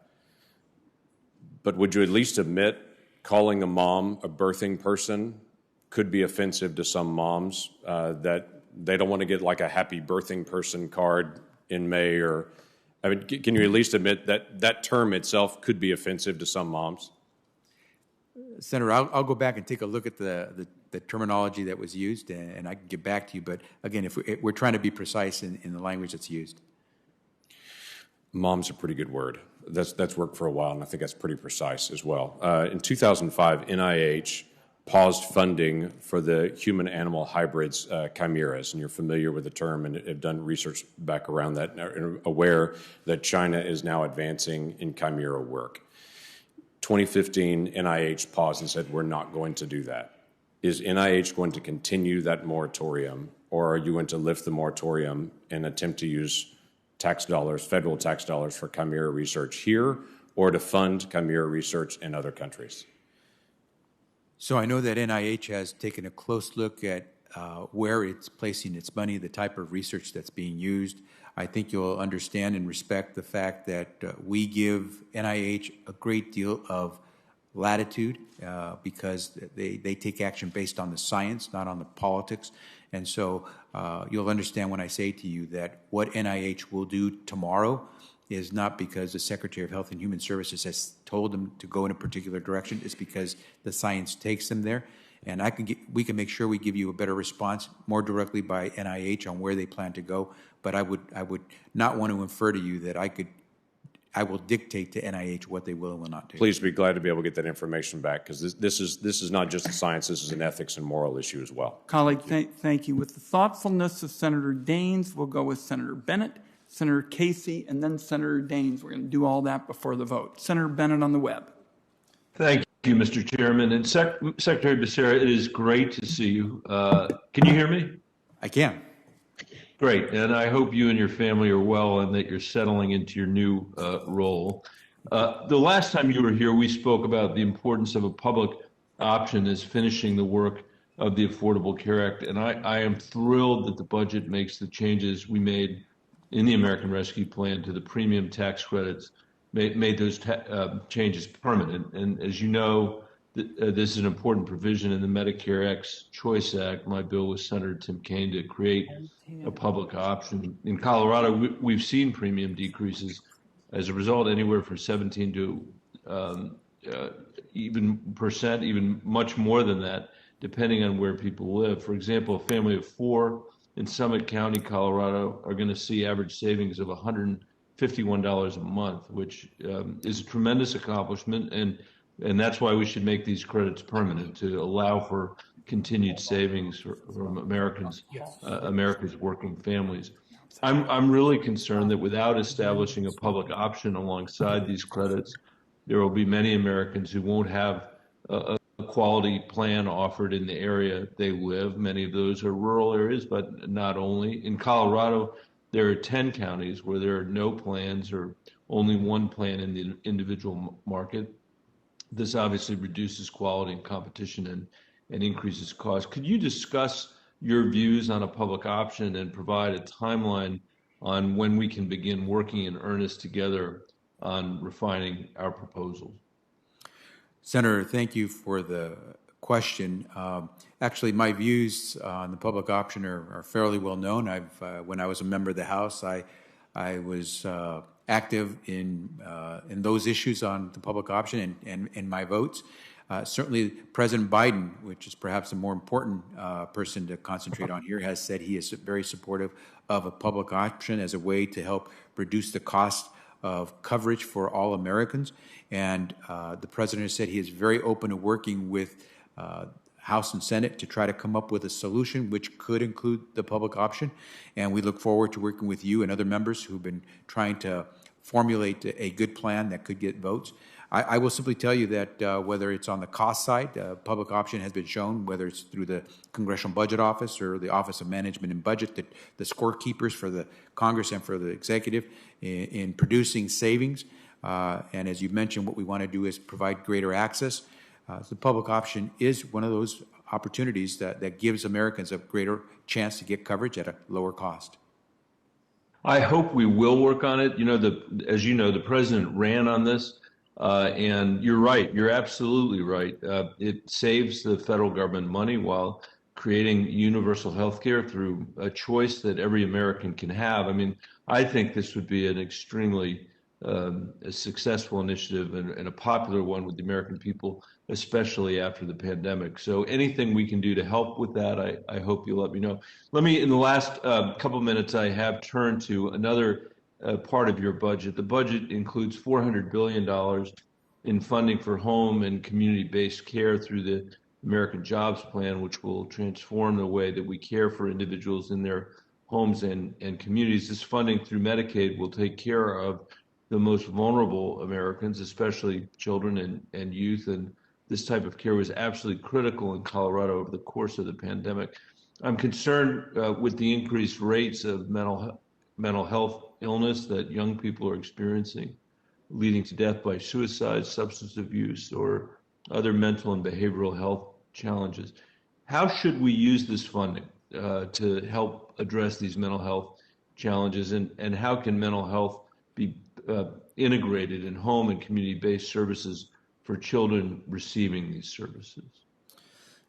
Senator, I know that there are a lot of folks back home in Colorado and my state of California, throughout the country, who would chime in and tell us what's worked, the best practices. But what I will tell you is this: the closer we get to someone's home, their family, in providing that service, the more likely we'll see success. The more you farm out people to these institutional settings, I think the less caring it seems and less loving the care that would be provided. So I think the home and community-based setting is crucial, and to the degree that we have innovative programs that are out there that we can help support, I think that's what we'll try to do at SAMHSA. Working with you and folks that you know back in your home state, I think we'll try to do the best we can in not just in Colorado but throughout the country. But really, it's pretty straightforward, not rocket science. Try to provide the treatment that people need as quickly as you can, hopefully to prevent things from getting worse. Try to do it as dear to someone who's dear to that person as possible, to make it a loving setting.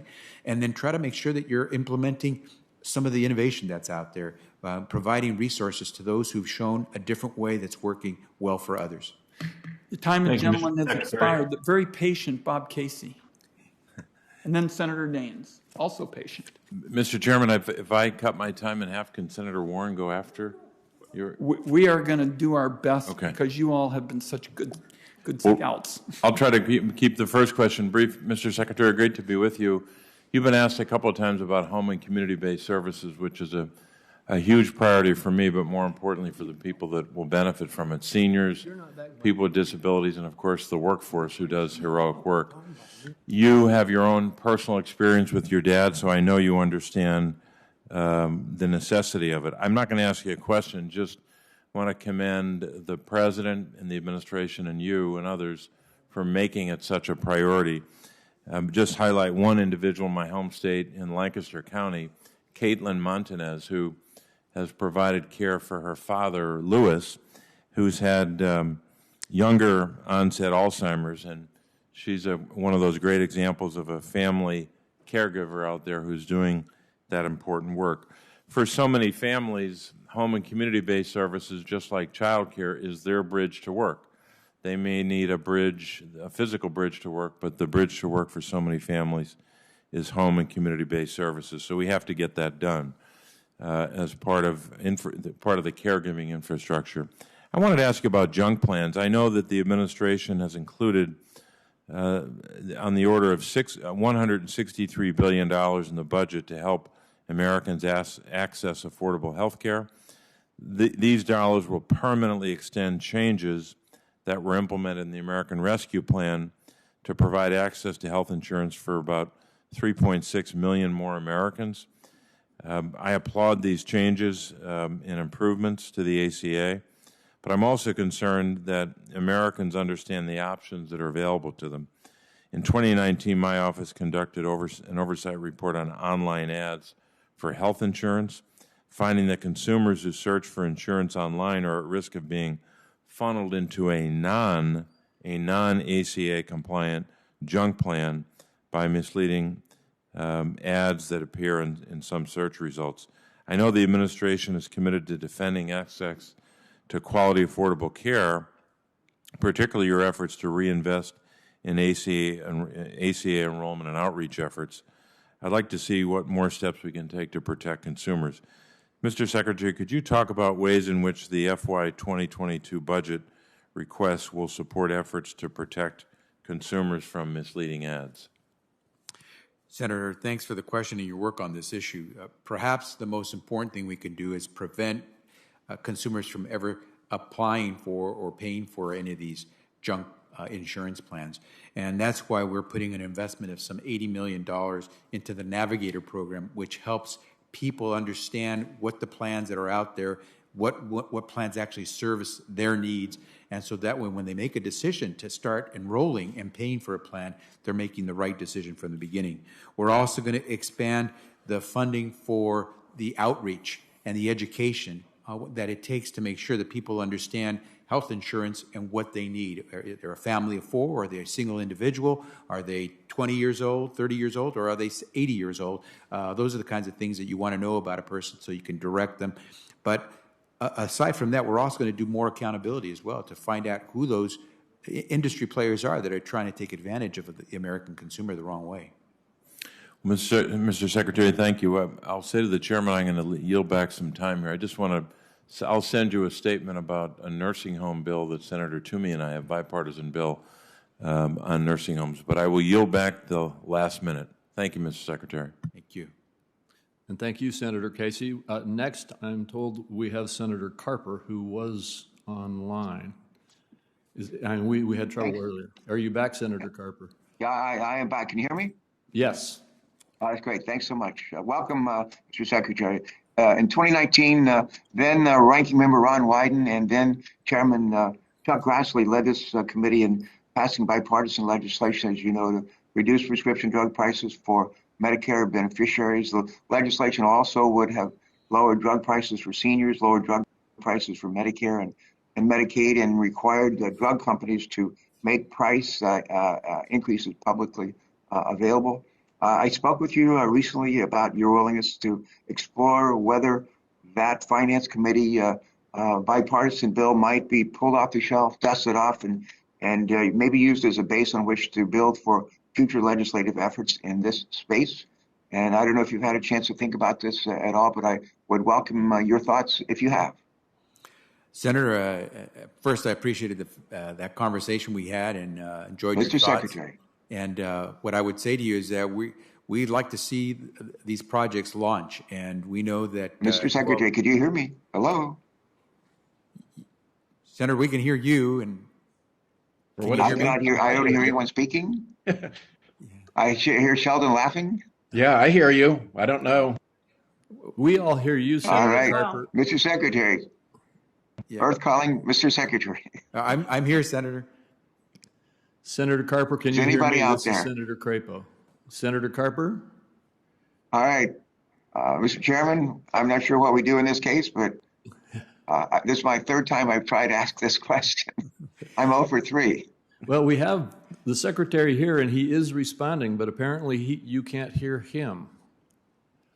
Is that correct? Seems like the committee feed is down. I just see the clock. Senator Carper, I apologize, but I guess we're going to have to move on again. I apologize for this. We're going to go to Senator Daines. Thank you, Senator Crapo. Mr. Secretary, thanks for being here today and to discuss the President's proposed HHS budget. This proposal is concerning... Tom, you and I and Senator Cortez Masto seem to be together. All right. That's okay. All right. I'll start again. The proposed budget is concerning in several ways, Mr. Secretary, but I'd like to start with the omission of the Hyde Amendment, the protections that we've had bipartisan agreement on for decades. Abortion, as you know, is a violent procedure that destroys the life of innocent preborn children. Because of this brutal fact, every year since 1976, Democrats and Republicans in Congress have banned taxpayer funding for abortion through the Hyde Amendment. Even though it saved more than 2.45 million lives, which, by the way, is enough to fill 36 NFL stadiums, your budget calls for completely eliminating the Hyde Amendment and the protections. Mr. Secretary, under your proposed budget, do you know how many taxpayer-funded abortions would be performed on children who can feel pain? Senator, let me see if I can try to respond, because I know that this is a question that has arisen many times. We have deeply held beliefs in this regard, and sometimes we differ, and I respect that. My job is to make sure I follow the law. And when it comes to women's reproductive rights, we'll make sure we follow the law. So regarding the law, yesterday in the House hearing, you were asked a question about, is partial birth abortion illegal? What's your, that's a question. Is it illegal? What I can tell you is that women in this country under Roe v. Wade... Is partial birth abortion legal or illegal in the United States? Senator, again, we're going to get into this technical discussion. No, it's not a technical discussion. It's a question. It's pretty simple. Is it legal or illegal? A woman has a right to receive abortion. So are you saying it's legal? A partial birth abortion? What I can tell you without question is that a woman has a right to exercise. As a Secretary of HHS, I would hope you understand that Title 18 of the U.S. Code, Section 1531, signed into law in 2003, states that partial birth abortion is illegal. Do you agree with that? Senator, I could talk to you about the legal cases that have arisen as a result of that particular statute, but it's probably better to, again, say to you that a woman has a right in this country to exercise reproductive choice, and we will defend that. That doesn't mean breaking the law, which the code is very clear. We will never break the law. Okay, so the question is partial birth abortion legal or illegal? It's not a trick question or a complicated question. Senator, I'll direct you then to the decisions that the courts have issued with regard to that particular statute, if you like, and that's why I continue to repeat to you that what is the law is the right of a woman under Roe v. Wade to receive reproductive health care services. How many late-term abortions would you fund involving children who could live outside the womb based on your budget? Senator, we're going to make sure that we follow the law and provide women access to the health care services that they need. Let the record reflect that the budget you presented to Congress to force taxpayers to send a blank check to the abortion industry to pay for abortions without limit, and you don't even know how many or what it would cost, and aren't even sure if partial birth abortions are legal or not, even though the code is clear, or how many might be late-term abortions on children who can feel pain and can survive outside the womb. Frankly, this is abortion extremism. I would ask that you please follow up on the record with these figures, with the budget you proposed. I want to shift gears and talk about the border crisis. This year alone, more than 700,000 migrants, including more than 60,000 unaccompanied minors, have illegally entered the country, the vast majority of them since February. This week, Vice President Harris was in Guatemala and Mexico meeting with leaders to discuss the root causes of migration.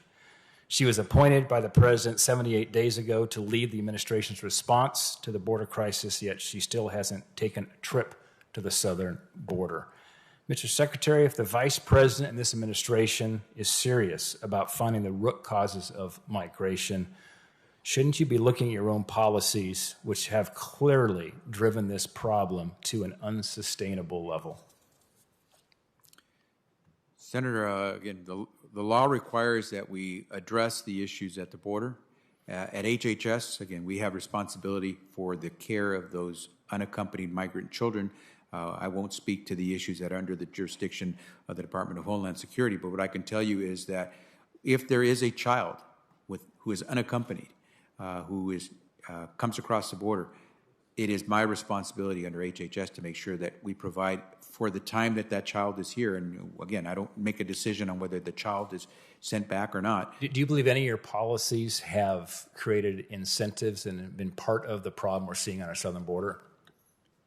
We're following the law, Senator. The law was created by Congress. we're going to continue to follow that law. Do you believe any of the changes in policy of the Biden administration, which occurred the first few months of his administration, have contributed to the crisis we're seeing on the border? I appreciate that the president wants us to follow the law. If we have a broken immigration system, I don't think you can blame that on the new president, President Biden. President Biden already put before this Congress a proposal to reform our immigration laws. A broken system has created what we find at the border, and we're going to continue to follow the law we have, especially at HHS, where our care is and our concern is children. Thank you, Mr. Chairman. Thank you. And I'm told that we might have a chance to go back and connect with Senator Carper. Senator Carper, are you available? I can hear all of you. The question is, can you hear me? We can hear you, and Yes. I think the Secretary knows your question. Would you like him to answer the one you asked before? I want to make sure he knows it. I was starting to say it a couple of years ago, Mr. Secretary. This committee, led by Senators Wyden and Grassley, passed bipartisan legislation to reduce prescription drug prices for Medicare beneficiaries, lower drug prices for seniors, lower drug prices for Medicare and Medicaid. Also required drug companies to make price increases publicly available. You may recall I spoke with you recently about your willingness to maybe explore whether or not that bipartisan agreement, which enjoyed a lot of Democrat support and quite a bit of Republican support, might be pulled off the shelf, dusted off in this Congress, and be used to build on for future legislative efforts in this space. You had a chance to give that any thought, and would you just share your thoughts? Senator, yes, appreciate the question. Have given a great deal of thought, and we're actually working right now to try to be supportive of the work that you're doing, and certainly the work that Senator Wyden and Senator Grassley have done, so that we can try to see progress made. There are any number of proposals that are out there. The president has made it clear he is supportive of making progress in reducing the price of prescription drugs. He has been supportive of negotiating drug prices. He has been supportive of the efforts in the Wyden and Grassley legislation to try to deal with high prices through rebates. We are open. We're ready. We're waiting to see where you all wish to go as well, and we'll be good partners as we try to help Americans pay less for their prescription medication. So that's encouraging. I would urge you to be proactive. There's an option here. There's a possibility we could do something again and build on what we agreed to 2 years ago. Second follow-up question to this, also with respect to prescription drug prices, Mr. Secretary. President's budget calls on Congress to pass legislation to lower prescription drug prices, in part by allowing the Secretary of Health and Human Services, to negotiate directly with pharmaceutical manufacturers. However, there's been debate amongst some of my colleagues on what negotiations would actually look like. And as the principal negotiator in this proposal, what approach would you take? Just share with us some insights as to what kind of approaches you would take to negotiating to lower drug prices, and what authorities you'd be looking to us in the Congress for to make this happen. Senator, the last point you made is where I think we should start, which is that we will look to Congress to see how we can get this done. We may have ideas, and we certainly can provide technical assistance, but there are any number of approaches when it comes to how you would negotiate those prices. H.R. 3, legislation that passed in the House last year, provides one means. Others have other ideas. All I know is that the president is anxious to work with Congress to reduce the cost of prescription medication. Thank you so much. Good to see you. Thank you. Thank you. And now we have Senator Whitehouse and Senator Warren in that order. Senator Whitehouse is online.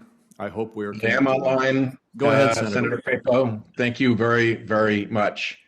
Welcome, Mr. Secretary. I want to add to the conversation about a public option. Senator Brown and I actually wrote the original public option that we came one vote away from getting into the Affordable Care Act. And we are delighted with Senator Bennett and Senator Kane's activities in this space as well. And my ask would be that when you have your team assembled to deal with the public option and look at the specifics of eligibility and actuarial solvency, that we have a meeting, that you convene a meeting with your operating people and all four of our offices so that we can get to the detailed work of drafting legislation that you and the president could support. Senator, we'll be available to you whenever you call. Do you have a team yet assigned to public option? We have a team that's been working on a number of these different proposals because we want to be ready for whenever you all might launch. Great. Okay. Well, we'll organize the meeting then, and I appreciate it. You and I have had this conversation before, and you mentioned it just now regarding your dad passing away and how important it was to your family to have him home and to have support from the healthcare system. I had, as you know, the exact same experience, and it was meaningful to me. You also talked about local leadership and models. I just wanted to point out to you that for the better part of a decade now, I've been working on a model for end-of-life care that we have pretty well teed up in Rhode Island. It would be approved through CMMI because we're asking for a number of waivers that while they may be useful, while the underlying rule may be useful in the abstract, when it's applied to an end-of-life population, it becomes ridiculous, like the 3-day, 2-night rule, or the you've got to commit Granny to the hospital to get respite care rule. And what we want to do is to get a Rhode Island project up and going that combines all the waivers. And I think as you've talked about local leadership and models, this is a really important thing to me. I know that CMMI and Ms. Fowler report to you through CMS and Ms. Brooks-LaSure, but I wanted to mention here the importance of this to me. I've worked on it for a long time. We are ready to go. The problem has been really turnover at CMMI as administrations change and personnel has changed. So I've been in Groundhog Day with new start after new start after new start.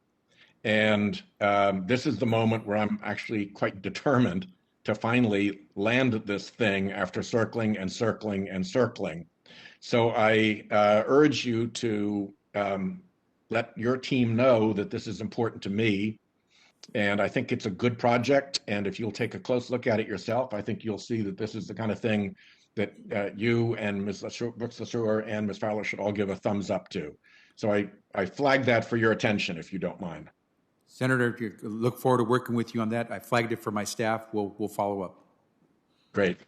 I've been through enough Groundhog Days on this. I hope you can appreciate that impatience comes at some point. I hear it in your voice. And the last thing that I wanted to mention to you, and this is part of a much bigger conversation, I understand, is that we are hitting in 2024 Medicare insolvency for the first time. We have massive cost savings from my favorite graph that I've showed you before and showed in the committee all the time that occurred post-ACA compared to previous projections. I think that has to do with a lot of the work that we did in the ACA. The unsung heroes of the ACA were, in fact, CMMI and the ACOs. And in Rhode Island, we have two particularly stellar ACOs that are like national best in class. So I'm really eager to make sure that the delivery system reform effort continues, because to the extent we can save money through the famous triple aim by improving care, improving the experience of patients, and reducing cost, not just the old, bending the cost curve down, but actually reducing cost. I think we've shown we can do that. And I'm a little bit discouraged that that delivery system reform emphasis doesn't really appear in the budget anywhere. And I really hope that this is something that we can get serious attention from your organization onto to make sure that we're expanding the ACO program, expanding delivery system reform, expanding payment reform, and making the whole healthcare system more responsive to patients in ways that will actually bring down costs because it will keep people healthier. Senator, I can only say that we'll look forward to working with you on any number of those subjects, and it probably will bring back memories of the work that I did when I was in the House. So we shouldn't take any bad signals from the failure to mention it in the budget. I thank my colleague from Rhode Island, the senator from New Hampshire. Well, thank you, Mr. Chair, and thank you and the ranking member for this hearing, and thank you, Secretary Becerra, for being here today. Thank you. Mr. Secretary, I am pleased to see that the President's budget requests a 50% increase in funding for state opioid response grants. Since 2017, I've worked with my colleagues to secure and increase funding for these grants, including more than $86 million for New Hampshire.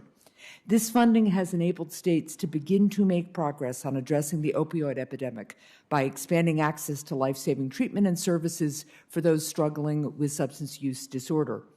Earlier this year, you and I spoke about ensuring that states do not experience dramatic cuts in funding from the state opioid response program, cuts that could jeopardize critical state initiatives.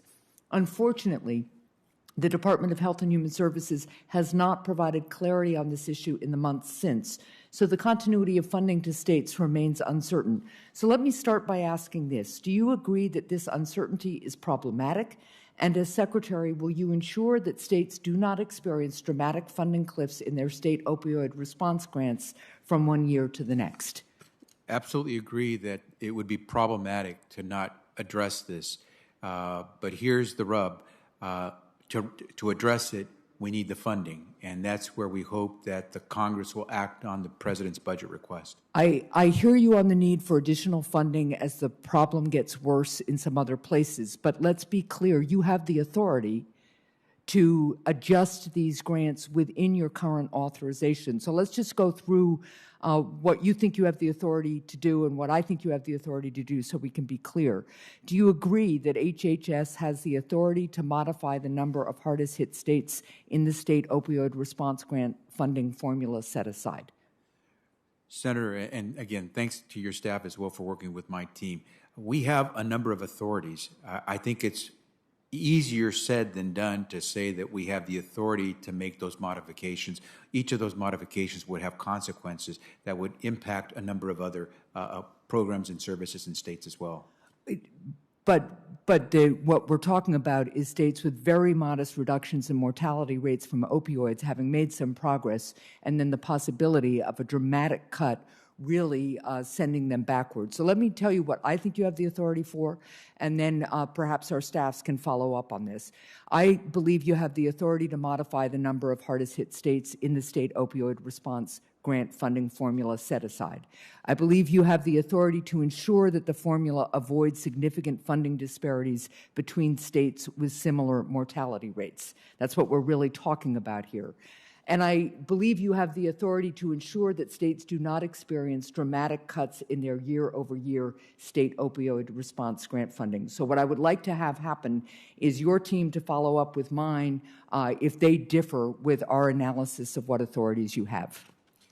We will absolutely sit down with your team, continue to sit down with your team to try to evaluate those things. Okay. Do you agree we need a solution to help ensure that states do not face funding cliffs in this program?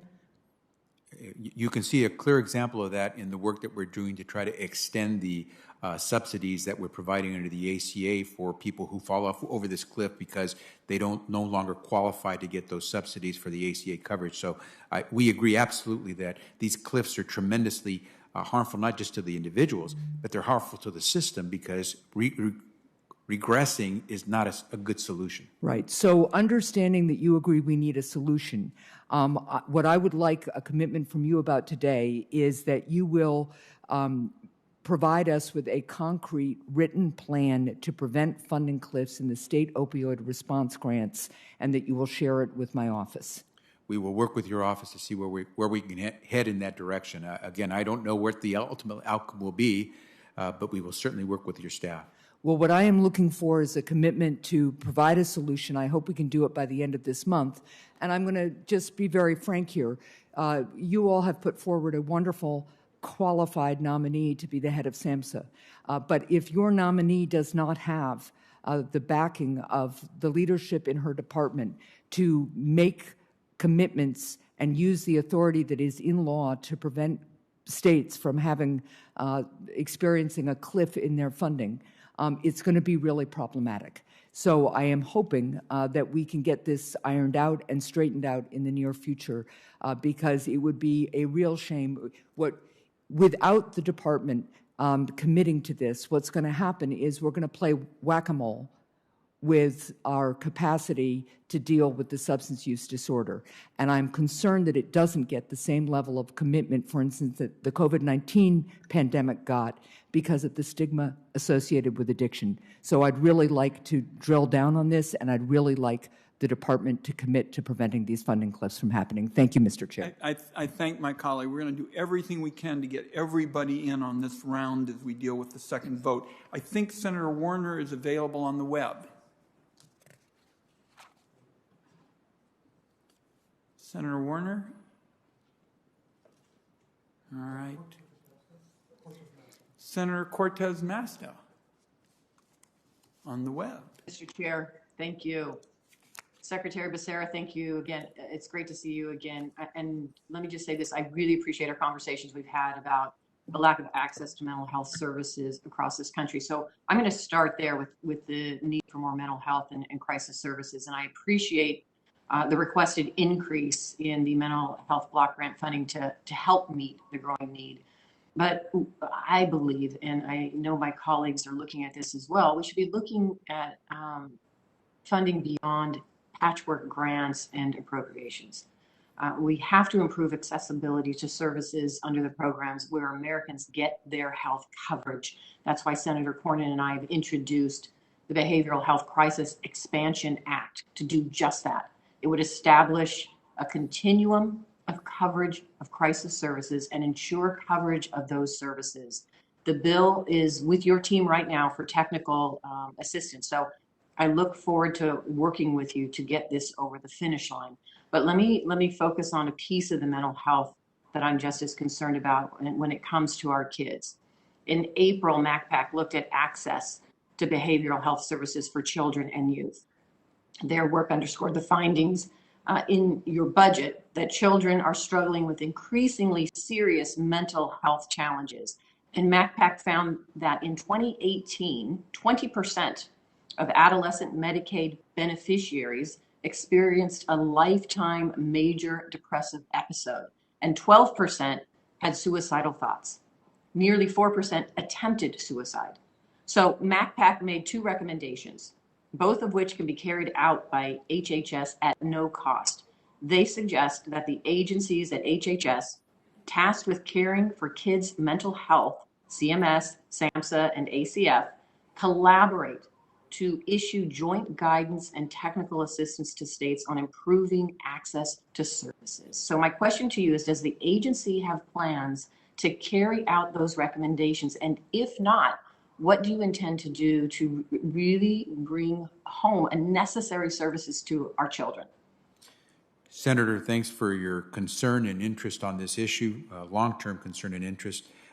You may have heard about a month ago, I announced that within HHS we were establishing the Behavioral Health Coordinating Committee so that we would take the various agencies involved, whether it's SAMHSA, whether it's CMS with Medicaid, whether it's the Children's and Families Administration.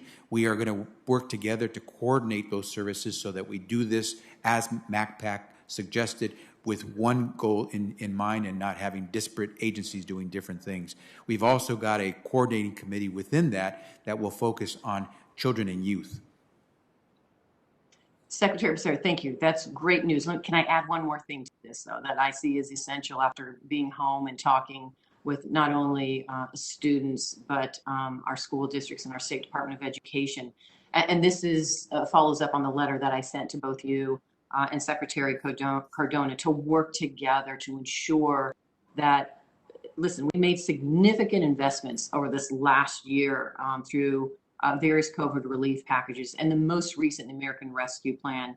And part of that money is going into our schools. And my goal is to ensure that some of that funding goes to really ensure that we're providing effective mental health support to our students.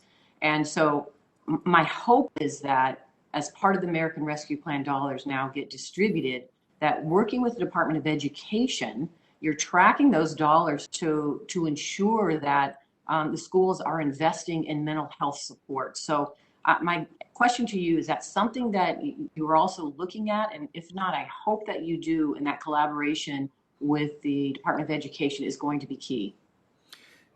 Senator, you'll be pleased to know that next week, Secretary Cardona and I are going to be doing a joint event where we're going to try to really push on the whole idea that these investments that we're making could just be tremendously helpful for so many families and our children.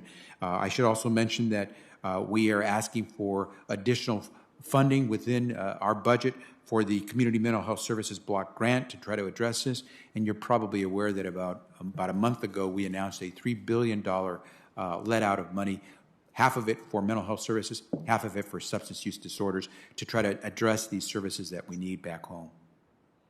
Thank you. And I know my time is running out. I will submit the rest of my questions for the record. They include graduate medical education and so many other things. But thank you again. I thank my colleague for her thoughtfulness. Senator Warren, who's also been very patient. Thank you very much. Thank you, Mr. Chairman, and thank you for being here, Mr. Secretary. So, President Biden's budget proposes an historic investment in the American people. When it comes to health care, the president has called on Congress to do more, especially for Medicare. Now, Medicare is very popular, but it is not perfect, especially when it comes to covering the services that older Americans need. For example, 50% of people age 75 or older have a disabling hearing loss, but Medicare doesn't offer a comprehensive hearing benefit. It also doesn't cover full dental or vision services, even though 70% of seniors have no dental insurance, and older Americans are at increased risk for severe eye problems. So that's why the president, as part of his budget, called on Congress to, quote, improve access to dental, vision, and hearing coverage in Medicare. So, Secretary Becerra, let me ask you, how would expanding Medicare coverage to include vision, dental, and hearing services improve the health and well-being of Medicare beneficiaries, especially low-income beneficiaries and seniors in medically underserved groups? Well, Senator, I think as we've discussed in the past, and I think the president's made very clear, we have ways that we can expand these services, and in fact, we must, because we know it's to our own benefit to provide these preventative services as early as possible to our seniors. What I can tell you is that there are ways to pay for these additional services. We've discussed some of those as well in the past. If you were to save money on prescription drug medication by negotiating prices or providing that the industry must provide rebates when it increases prices too quickly, you start to develop the resources you need to pay for things like providing access to oral dental health services, vision services, hearing services. So we're looking forward to working with you to make sure that we continue to make Medicare even better. And where we go, I know that really will depend on Congress, but we're ready. We want to be a good partner. Good. I'm glad to hear that. I think that's terrific.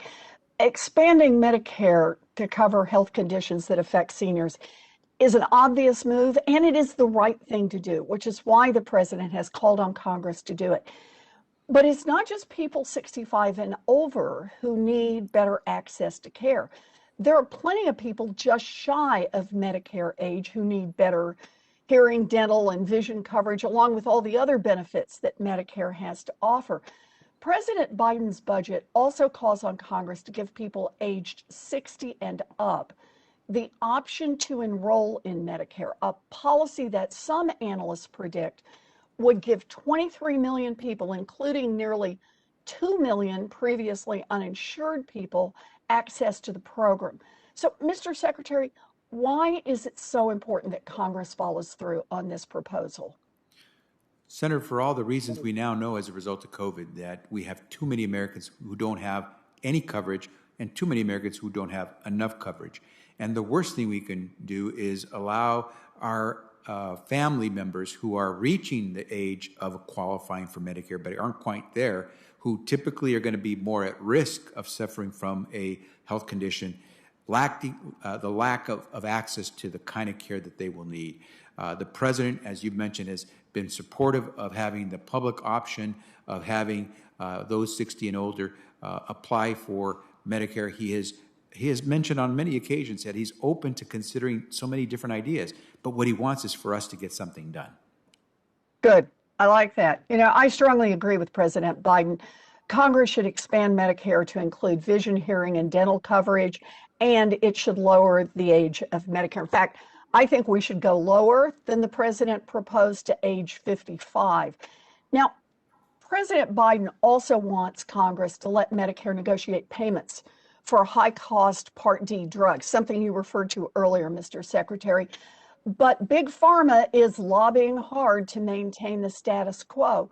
So let me ask you, Mr. Secretary, as Congress crafts legislation to lower drug prices, the pharmaceutical lobbyists are out there fear-mongering and pressing us to pass some watered-down bill that fails to tackle drug pricing head-on.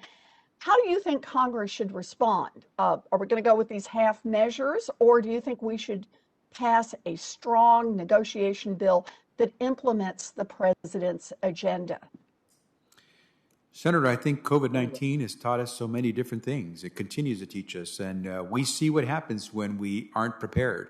I don't think anyone wants the American public to not be prepared to face down whether it's a pandemic or something as serious as making sure that all of us have access to the prescription medication we need. We will leave it to Congress, but we think this is an opportunity to make a generational change in how we do business when it comes to prescription medication. Good. I'm glad to hear that, Secretary Becerra. I agree. The time for delays and half measures and equivocating and industry-friendly legislating is over. It is time for Congress to step up and put President Biden's Medicare priorities into action. And I don't just mean some of the priorities, I mean all of them. Authorizing drug price negotiation with real muscle, expanding Medicare benefits, and lowering the eligibility age. As you say, we have an opportunity here to dramatically improve the Medicare program, and we shouldn't waste it by being afraid to take on interest groups that are profiting off our current system. I appreciate your being here today, Mr. Secretary. Time of my colleagues expired. Senator Scott, I believe you're next.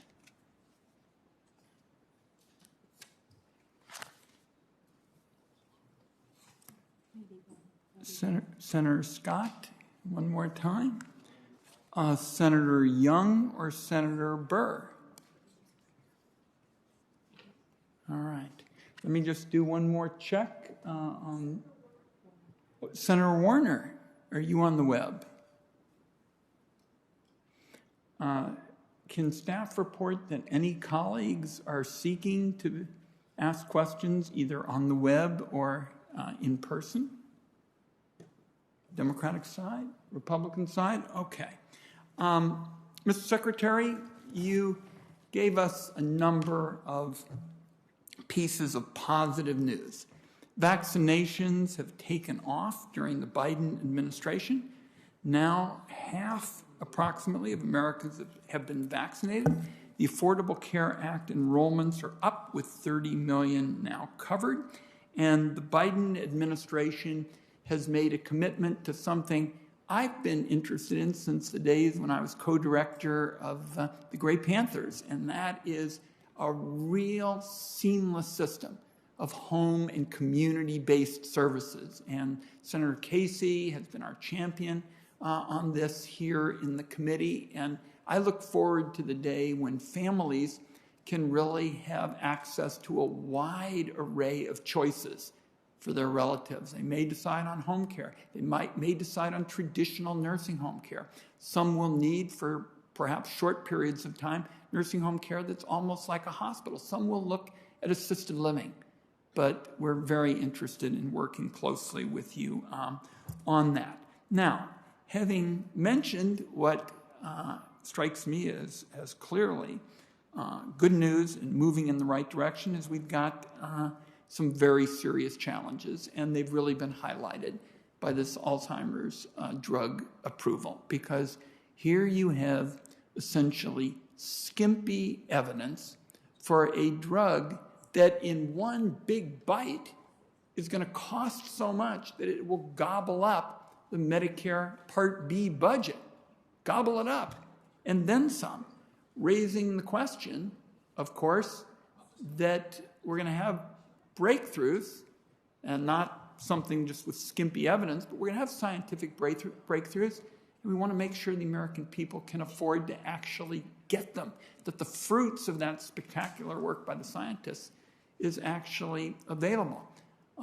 Today, I've been just flooded with questions with respect to the FDA, nominee, and it's possible to have an acting serve a bit longer.